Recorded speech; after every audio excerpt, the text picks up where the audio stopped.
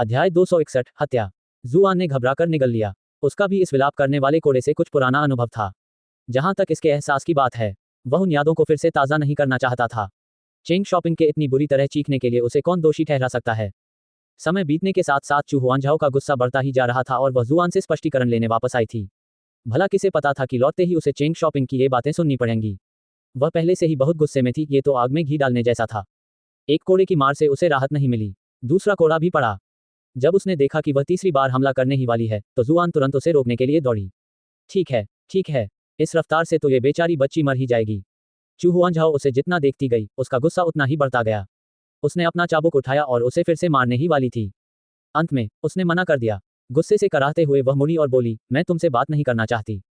जुआन उसकी इस हरकत पर मुस्कुराए। क्या ये बच्ची दिन ब दिन और भी प्यारी नहीं होती जा रही थी? क्या मैंने ये पहले नहीं कहा था? आखिर में अच्छे जीन्स और खूबसूरत चेहरा ही मायने रखते हैं। अगर वो कभी कभार नखरे भी दिखाए तो किसी को इतना बुरा नहीं लगेगा। फिर उसने मुड़कर चेंग शॉपिंग को घूर कर देखा। सच कहूं तो तुम्हारी ये जबान कभी न कभी तुम्हें मुसीबत में डाल देगी। आगे से ज्यादा सावधान रहना और हर बात पर बक बक मत करना। आह, चेंग शॉपिंग के चेहरे पर नाराजगी के भाव थे। ये सब क्या हो रहा है? अमलोक में तो युवा स्वामी गए थे और मौज मस्ती करने का मौका भी उन्हीं को मिला।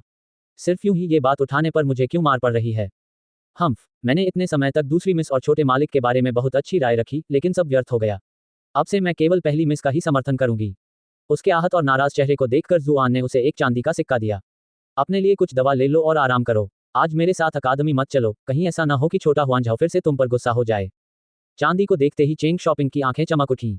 उसने मुस्कुराते हुए कहा, बहुत बहुत धन्यवाद छोटे मालिक। छोटे मालिक सचमुच सबसे अच्छे हैं। युवा मालिक जैसा सीधा सादा और उदार व्यक्ति हर रात अपने साथ एक अलग लड़की का हकदार है।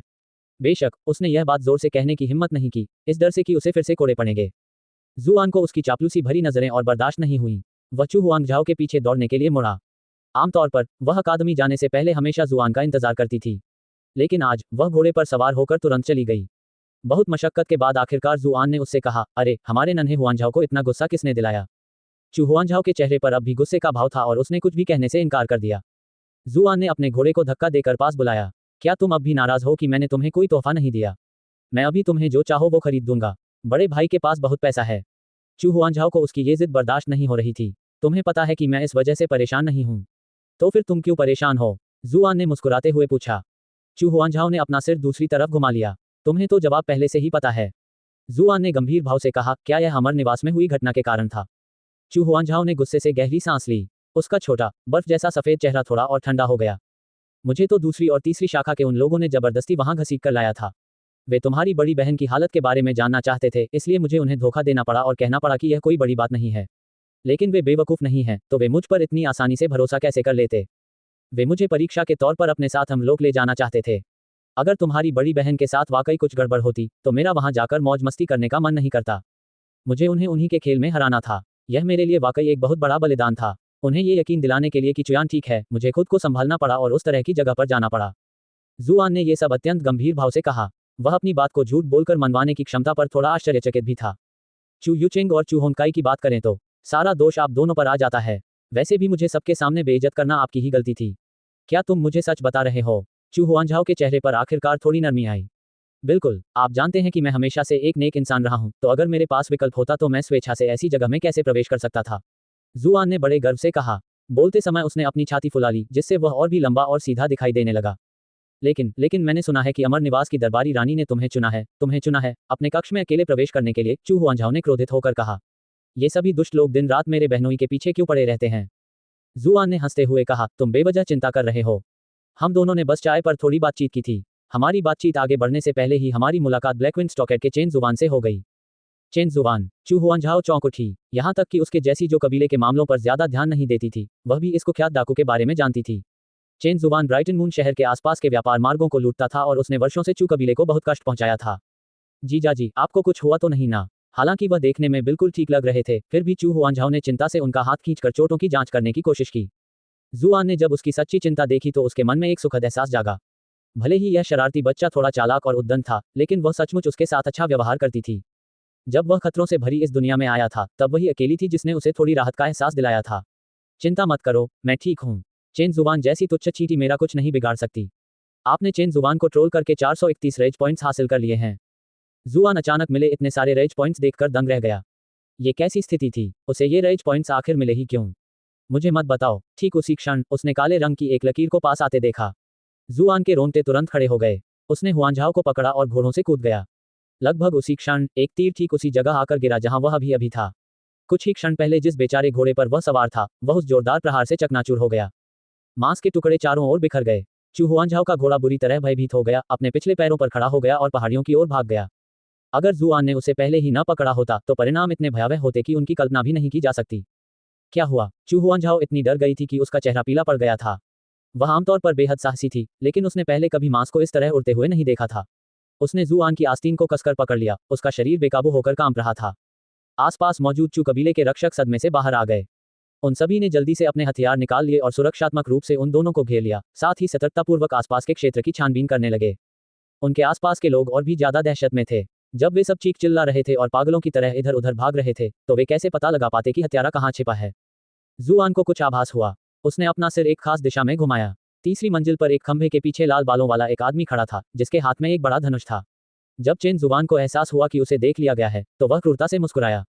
उसने हाथ उठाया और अपने अंगूठे से अपने गले पर निशान बनाया और फिर बिना कोई निशान छोड़े गायब हो गया। जुआन ने भौहें चढ़ाईं। यह आदमी तो हत्या का उस्ताद था। एक नाकाम कोशिश के बाद वह तुरंत मौके से भाग गया। जुआन यहीं पर दूसरे पक्ष से लड़ना पसंद करता। अगर वह उसे यहीं रोक पाता, तो नगर रक्षा सेना या चू कबीले के और अधिक रक्षकों के आने पर समस्या का समाधान हो जाता।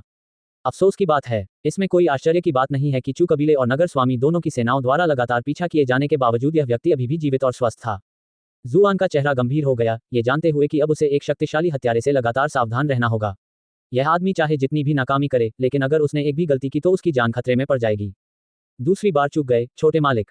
हम हत्यारे को नहीं ढूंढ पाए। चू कबीले के एक दुबले पतले गार्ड ने आसपास के इलाके की तलाशी के बाद सूचना दी। इस रक्षक का नाम जियाओ शानहे था। दिखने में भले ही वह बंदर जैसा लगता था, लेकिन वह चू कबीले की निजी सेना का सबसे उत्कृष्ट जासूस था और अपनी तीव्र बुद्धि और बुद्धिमत्ता के लिए प्रसिद्ध था। स्नो द्वारा जुआन पर किए गए जानलेवा हमले के बाद कबीले ने उसे जुआन की सुरक्षा के लिए तैनात किया था। हत्यारा पहले ही जा चुका है, जुआन ने निराश स्वर में कहा। वे सभी पहरेदार स्तब्ध रह गए। आपको ये कैसे पता चला? लेकिन उनके साथ काफी समय बिताने के कारण वे ये जान चुके थे कि इस युवा मालिक के कुछ रहस्य हैं, इसलिए उन्होंने उनकी बातों पर संदेह नहीं किया। सुरक्षा के लिए पहले ब्राइटन मॉन अकादमी चलते हैं, दूसरे गार्ड ने कहा। ये फैंग दानियू था, जो तीनों गार्डों में सबसे शांत स्वभाव का था।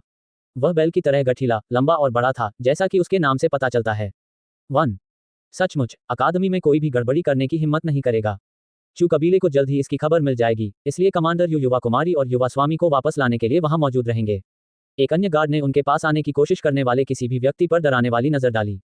ये व्यक्ति भी चू कबीले द्वारा जुआन की निगरानी के लिए नियुक्त किया गया एक और रक्षक था, जिसका नाम झोउ लुजुन था। उसकी तलवारबाजी की तकनीक उसके रूप की तरह ही ठंडी और तेज थी। ठीक है, जुआन को कोई आपत्ति नहीं थी। अकादमी शक्तिशाली व्यक्तियों से भरी हुई थी। अगर चेन जुआन वहां जाता तो वह पूरी तरह से हार जाता। जुआन ने युवती के घबराए हुए चेहरे को देखकर उसे शांत स्वर में सांत्वना देने का प्रयास किया। हुआनझाओ, डरो मत, हत्यारा जा चुका है। आखिरकार वह अभी भी छोटी थी। जीजाजी, कहीं चोट तो नहीं लगी? अरे बाप रे, कितना खून बह रहा है। चू हुआनझाओ आखिरकार होश में आई। उसके छोटे छोटे हाथ उसके शरीर पर टटोलने लगे, उसके चेहरे पर चिंता के भाव थे। मैं ठीक हूँ, ये सब घोड़े का खून है। उस घोड़े की हालत वाकई बहुत खराब थी। जुआन को अंदर ही अंदर बहुत बुरा लग रहा था। उसने उस घोड़े के साथ ज्यादा समय नहीं बिताया था, लेकिन वह हमेशा से ही आसानी से लगाव महसूस करने वाला इंसान था। वह चेन जुबान से यह बकाया कर्ज जरूर चुकाएगा। अच्छा हुआ, अच्छा हुआ। चू हुआनझाओ धीरे धीरे सदमे से उबर रही थी। इतने भयानक हादसे के बाद वह पिछली घटना को पूरी तरह भूल चुकी थी। इन दोनों को एक दूसरे को गले लगाते और इतने अंतरंग तरीके से एक दूसरे को दिलासा देते देख जियाओ शानहे और अन्य गार्ड एक दूसरे को हैरानी से देखने लगे। क्या दूसरी मिस और युवा मालिक कुछ ज्यादा ही करीब नहीं है? मुझे नहीं लगता कि हमें मास्टर के पारिवारिक मामलों में ज्यादा दखल देना चाहिए। लेकिन अगर सच में उनके बीच कुछ हो जाए तो क्या होगा? क्या मालिक और मालकिन हमें दोषी ठहराएंगे? मुझे नहीं लगता कि वे ऐसा करेंगे। वैसे भी दूसरी मालकिन अभी बहुत छोटी हैं। क्या युवा मालिक सचमुच ऐसा कुछ करेंगे? क्या वे जंगली जैसे दिखते हैं? वह मेरे साथ कुछ ऐसा ही व्यवहार करता है। अल्पविराम। उनका दल अकादमी की ओर तेजी से बढ़ा। प्रवेश द्वार पर कुछ पहरेदार रुके रहे, जबकि चू हुआनझाओ अपनी कक्षाओं में भाग लेने के लिए चली गई। जुआन वापस अपने स्टाफ के छात्रावास में चला गया। वह पहले नहाना चाहता था और अपने शरीर से सारा खून साफ करना चाहता था। उसने अभी अपने कपड़े उतारे ही थे कि अचानक उसे प्रवेश द्वार पर कुछ हलचल सुनाई दी। उसका दिल कांप उठा। क्या चेन जुबान सचमुच अकादमी में चुपके से घुस आया था? ताई तलवार को हाथ में कसकर पकड़े हुए उसने दरवाजा खोला और बाहर की ओर वार किया। एक चीख सुनाई दी। जुआन ने घबराकर अपनी तलवार पीछे खींच ली। अपने सामने उस अद्भुत सुंदरता को देखकर वह तुरंत शर्मिंदा हो गया। बड़ी बहन शांग, आप यहाँ क्यों हैं? मैं यहाँ से गुजर रही थी तो मैंने देखा कि कोई अंदर है। काफी समय से हमारी बातचीत नहीं हुई थी, इसलिए मैंने सोचा कि अंदर आ जाऊं। शांग लियू ने आज हरी रंग की लंबी स्कर्ट पहनी हुई थी। वह जल्दी ही अपने सदमे से उबर गई। तुमने मुझे क्या समझा? तुमने अचानक मुझ पर चाकू क्यों निकाला? अपना वाक्य पूरा करने से पहले ही उसने उसके खुले हुए ऊपरी शरीर की अविश्वसनीय मांसपेशियों को देखा। देखते ही देखते उसकी गर्दन पर हल्की लाली छा गई। एक चीनी भाषा में दानियू का अर्थ है बड़ा बैल। अध्याय 262 चिपके रहना। पहले अंदर आइए। जुआन एक तरफ हट गई और उसे अंदर आने का इशारा किया। अगर कोई राहगीर उसे इस तरह आधे नग्न अवस्था में बाहर खड़ा देख लेता तो वाकई शर्मनाक होता। शांग लियू हिचकिचाए और उसके खुले हुए ऊपरी शरीर को एक बार फिर देखा। अंततः उसकी जिज्ञासा प्रबल हुई। वह शालीनता से अंदर चली गई। जुआन ने दरवाजा बंद करते हुए कहा, अकादमी जाते समय रास्ते में हमारी मुलाकात एक हत्यारे से हुई, इसलिए मेरा मन थोड़ा चिंतित था। हत्यारा? कोई तुम्हें मारना चाहता है? शांग लियू की खूबसूरत भौहें गुस्से से सिकुड़ गईं। वह किसी ऐसे व्यक्ति के बारे में सोच भी नहीं सकती थी जो खुलेआम उस पर हमला करने की हिम्मत करे। आखिर वह न केवल चू वंश का युवा स्वामी था, बल्कि अकादमी में शिक्षक भी था।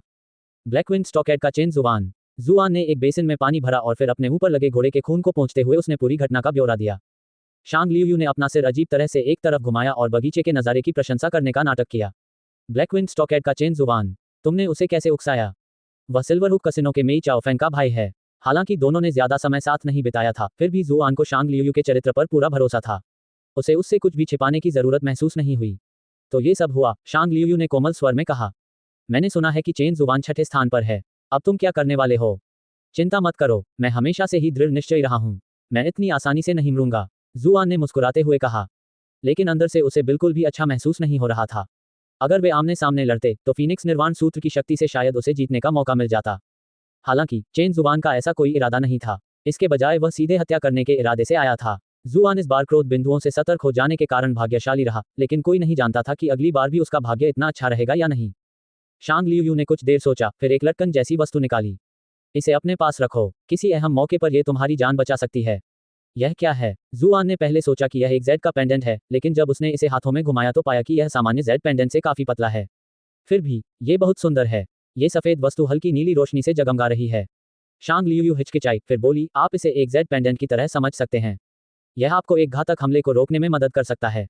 लेकिन याद रखें, इस हमले को रोकने के तुरंत बाद ये टूट जाएगा, इसलिए इसके बाद आपको खुद ही अपना बचाव करना होगा। ये तो वाकई कमाल है, भले ही यह सिर्फ एक घातक हमले को ही रोक पाए। जुआन ने कभी सोचा भी नहीं था कि यह छोटी सी चीज इतनी उपयोगी होगी। वह अवाक रह गया। उसने जल्दी से उसे जुआन को लौटाने की कोशिश की और कहा, मैं इतनी कीमती चीज को कभी स्वीकार नहीं कर सकता। शांग लियू मुस्कुराई, लेकिन उसने अपनी बात वापस लेने की कोई कोशिश नहीं की। सबसे कीमती चीज भी जीवन के बराबर नहीं होती। इसे अपने पास रखो। मैं सचमुच अपने एक प्रिय मित्र को यूं ही अपनी जान गंवाते हुए नहीं देखना चाहती। ठीक है, तो मैं आपकी दयालुता को अस्वीकार नहीं करूंगी। सच में, मुझे अभी इसकी बहुत जरूरत है। जुआन ने ये जेड पेंडेंट एक तरफ रख दिया। लेकिन मेरे पास बदले में आपको देने के लिए कुछ भी नहीं है। क्या आपको पैसे चाहिए? इस समय उसके पास कोई कीमती वस्तु नहीं थी। वो स्वर्ग स्तरीय की स्टोन मीली के थे और वो उन्हें देने की हिम्मत नहीं कर रहा था, खासकर मीली की डांट के बाद। उसके पास मज्जा शुद्धिकरण की गोलियां भी नहीं थीं। अगर होती भी, तो शांग लियू ऐसा व्यक्ति नहीं लगता था जिसे साधना, हत्या या ऐसी चीजों की इतनी परवाह हो। उसके पास कीमती चीजों में सिर्फ नोट ही थे, वरना वो अपना शरीर तो ऐसे ही पेश नहीं कर सकता था, है ना? उन्हें इस बात से कोई खास आपत्ति नहीं थी, लेकिन ये स्पष्ट था कि वह इस बात से सहमत नहीं होंगी। शांग लियू ने हल्की सी मुस्कान बिखेरी। मैं नोट तो नहीं लूंगी, लेकिन मुझे इस बात की थोड़ी जिज्ञासा जरूर है कि कालकोठरी में क्या हुआ था। बाहर आने के बाद आप काफी बदल गए लगते हैं। कोई बात नहीं, वह मन ही मन मुस्कुराया। बेशक मैं बहुत बदल गया हूँ। मैं अब कुंवारा नहीं रहा। रुको, क्या उसे सच में पता चल गया? पहले कपड़े पहन लो। उसके खड़े होते ही उसने असहज होकर अपनी नजरें फेर लीं। उसकी मर्दानगी का यह अचानक से दिखना उसके लिए असहनीय था। यह आदमी पहले तो इतना कोमल और सौम्य लग रहा था, लेकिन बिना कपड़ों के तो वह बिल्कुल ऐसा है। मेरी तहजीब कहाँ चली गई? हाँ, जुआन को अपनी पिछली दुनिया में बिना कमीज के रहने की आदत थी। उसका सफाई का काम लगभग पूरा हो चुका था, इसलिए उसने जल्दी से कपड़े पहन लिए और फिर उसे कालकोठरी में घटी सारी घटनाएं बताने लगा। वह एक कुशल कहानीकार थे, इसलिए उनकी कहानी बेहद रोमांचक लग रही थी। बेशक मीली से किए गए वादे के कारण उन्हें कुछ विवरण छोड़ने पड़े। फिर भी शांग लियू चकित थी। ब्राइट मून अकादमी के कई छात्र वर्षों से कालकोठरी में प्रवेश कर चुके हैं, लेकिन उन सभी के अनुभवों को मिलाकर भी आपके अनुभव फीके पड़ जाते हैं। जुआन ने गर्व से हंसते हुए कहा, बिल्कुल। इससे तो यही साबित होता है कि मैं ही चुनी हुई हूँ। मुझे तुम्हारा यह आशावादी रूप बहुत पसंद है। शांग लियू के चेहरे पर एक सौम्य मुस्कान थी, जिसने उसकी आत्मा को शरद ऋतु की सुखद हवा की तरह सुकून दिया। जुआन ने अपनी जेबें टटोलते हुए कहा, ओह, मुझे वह सीप लौटा देनी चाहिए जो मैंने पिछली बार आपसे उधार ली थी। वह अचानक रुक गया। अब जाकर उसे याद आया कि उसने कल रात की होंगलेई को अपना वस्त्र उधार दिया था और उसमें से सीप निकालना भूल गया था। उसके अजीब से चेहरे को देखकर शांग लियू ने मुस्कुराते हुए कहा, क्या हुआ? क्या तुमने गलती से इसे खो दिया? मैंने इसे बिल्कुल नहीं खोया। मैंने इसे बस एक अलग वस्त्र में छोड़ दिया था। जुआन बेहद शर्मिंदा थी। मैं इसे आपको किसी और दिन लाकर दूंगी। कोई जल्दी नहीं है। शांग लियू उठी और बोली, वैसे भी मेरी क्लास का समय हो गया है। चलो फिर कभी बात कर लेते हैं। जरूर। जुआन ने उसकी आकृति को धीरे धीरे दूर जाते हुए देखा। इसमें कोई आश्चर्य नहीं कि अकादमी में उसकी इतनी अच्छी प्रतिष्ठा है। भला कोई उसे नापसंद कैसे कर सकता है। जुआन को भी अपनी कक्षा में जाना था। इस बार वह शिक्षक के रूप में नहीं गया था। ब्राइटन मून अकादमी में अंकगणित तो एक वैकल्पिक विषय था ही, इसलिए पढ़ाने के लिए ज्यादा कक्षाएं भी नहीं थीं। अकादमी में उनका अधिकांश समय अभी भी येलो क्लास में अपने सहकर्मियों के व्याख्यान सुनने में व्यतीत होता था।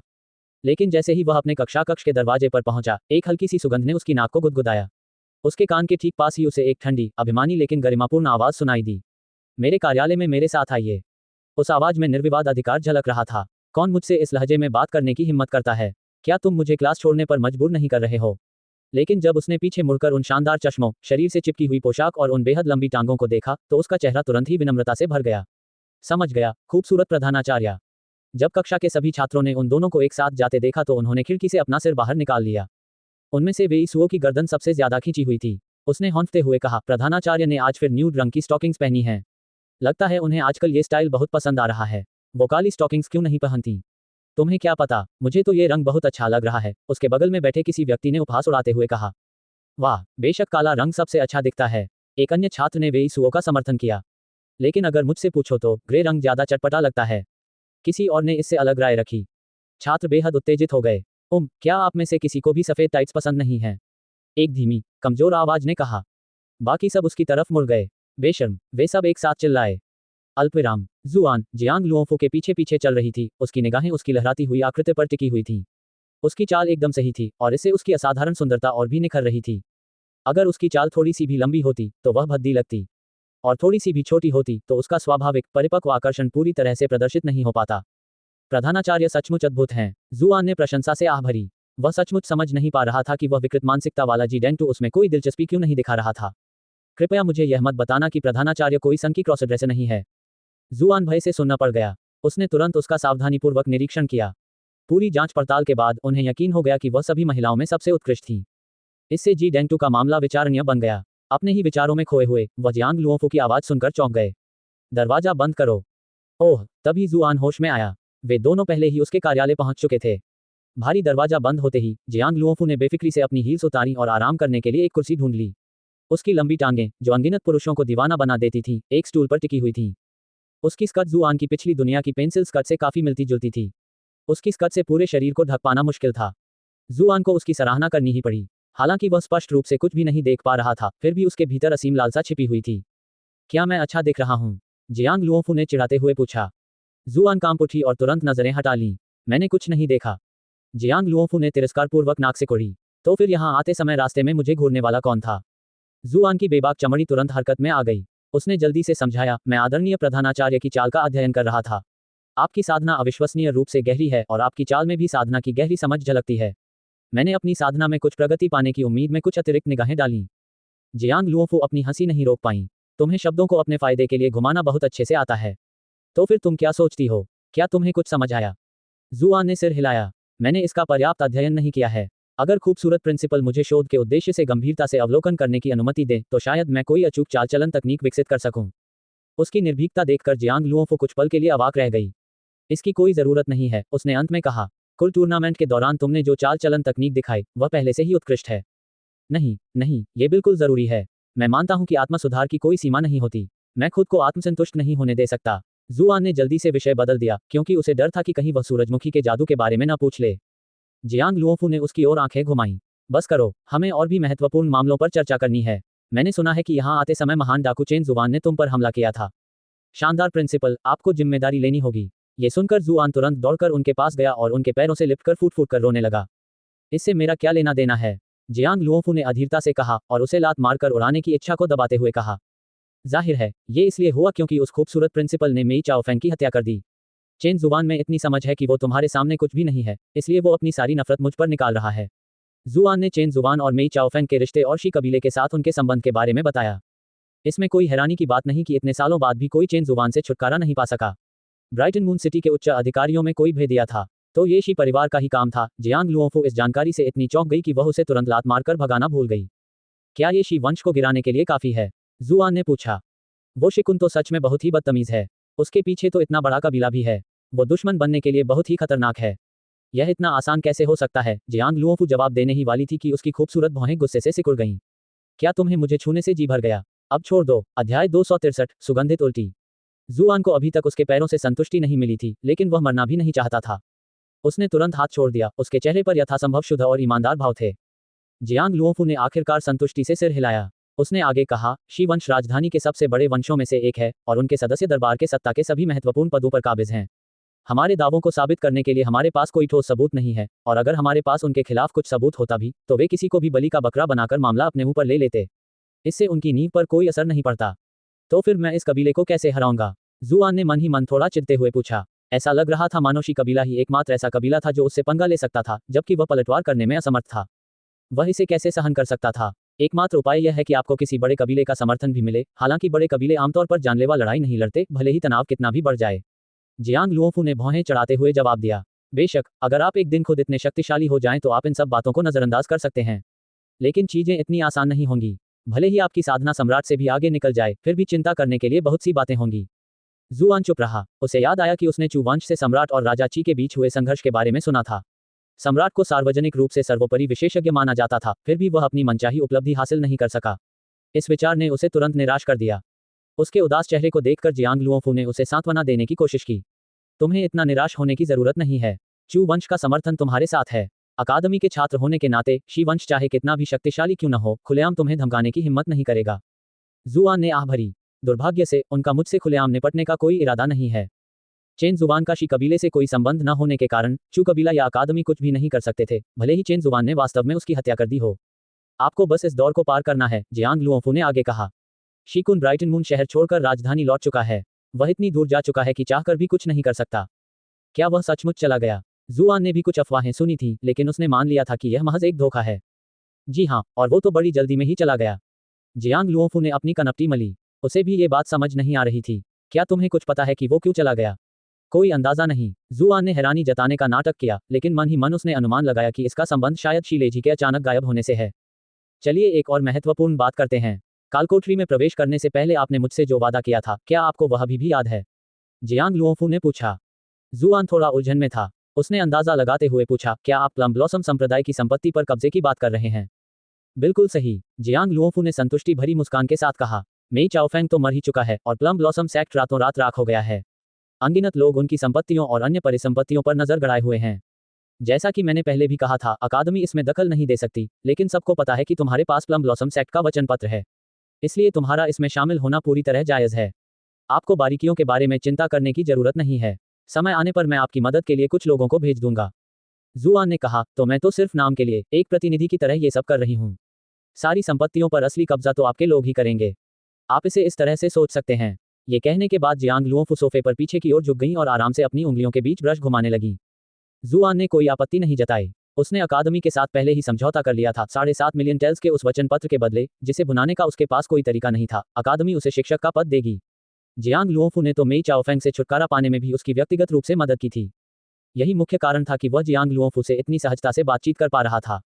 अन्यथा इस अत्यंत सम्मानित प्रधानाचार्य ने अपने चिड़चिड़े और उपद्रवी स्वभाव के कारण बहुत पहले ही अपना जीवन समाप्त कर दिया होता।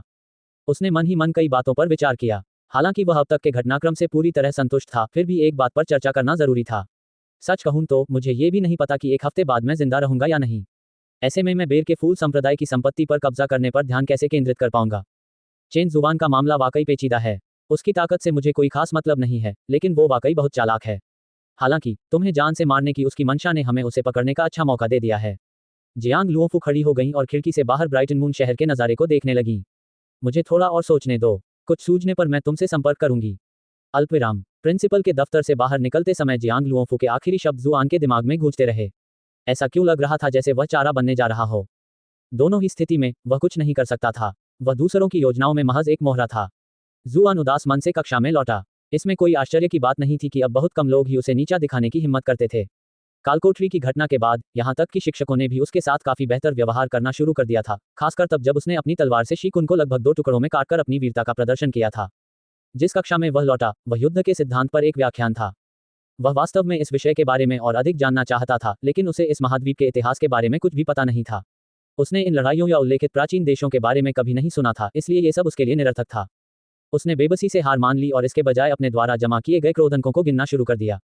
ये पल उसके लिए हमेशा सबसे खुशी का क्षण होता था। वह उस गिलहरी की तरह था जो दिन रात बलूत के फल जमा करती थी और अब आखिरकार उसे अपनी मेहनत का फल मिल रहा था। जब उसने कुल क्रोध अंक देखे तो वह डर के मारे उछल पड़ा। 10, 100, 1000, 10,000, 1,00,000। पहले तो उसे लगा कि उसकी आंखों में कुछ गड़बड़ है। कई बार जांच करने के बाद उसे एहसास हुआ कि उसने पहले ही 321, 765 क्रोध अंक जमा कर लिए हैं।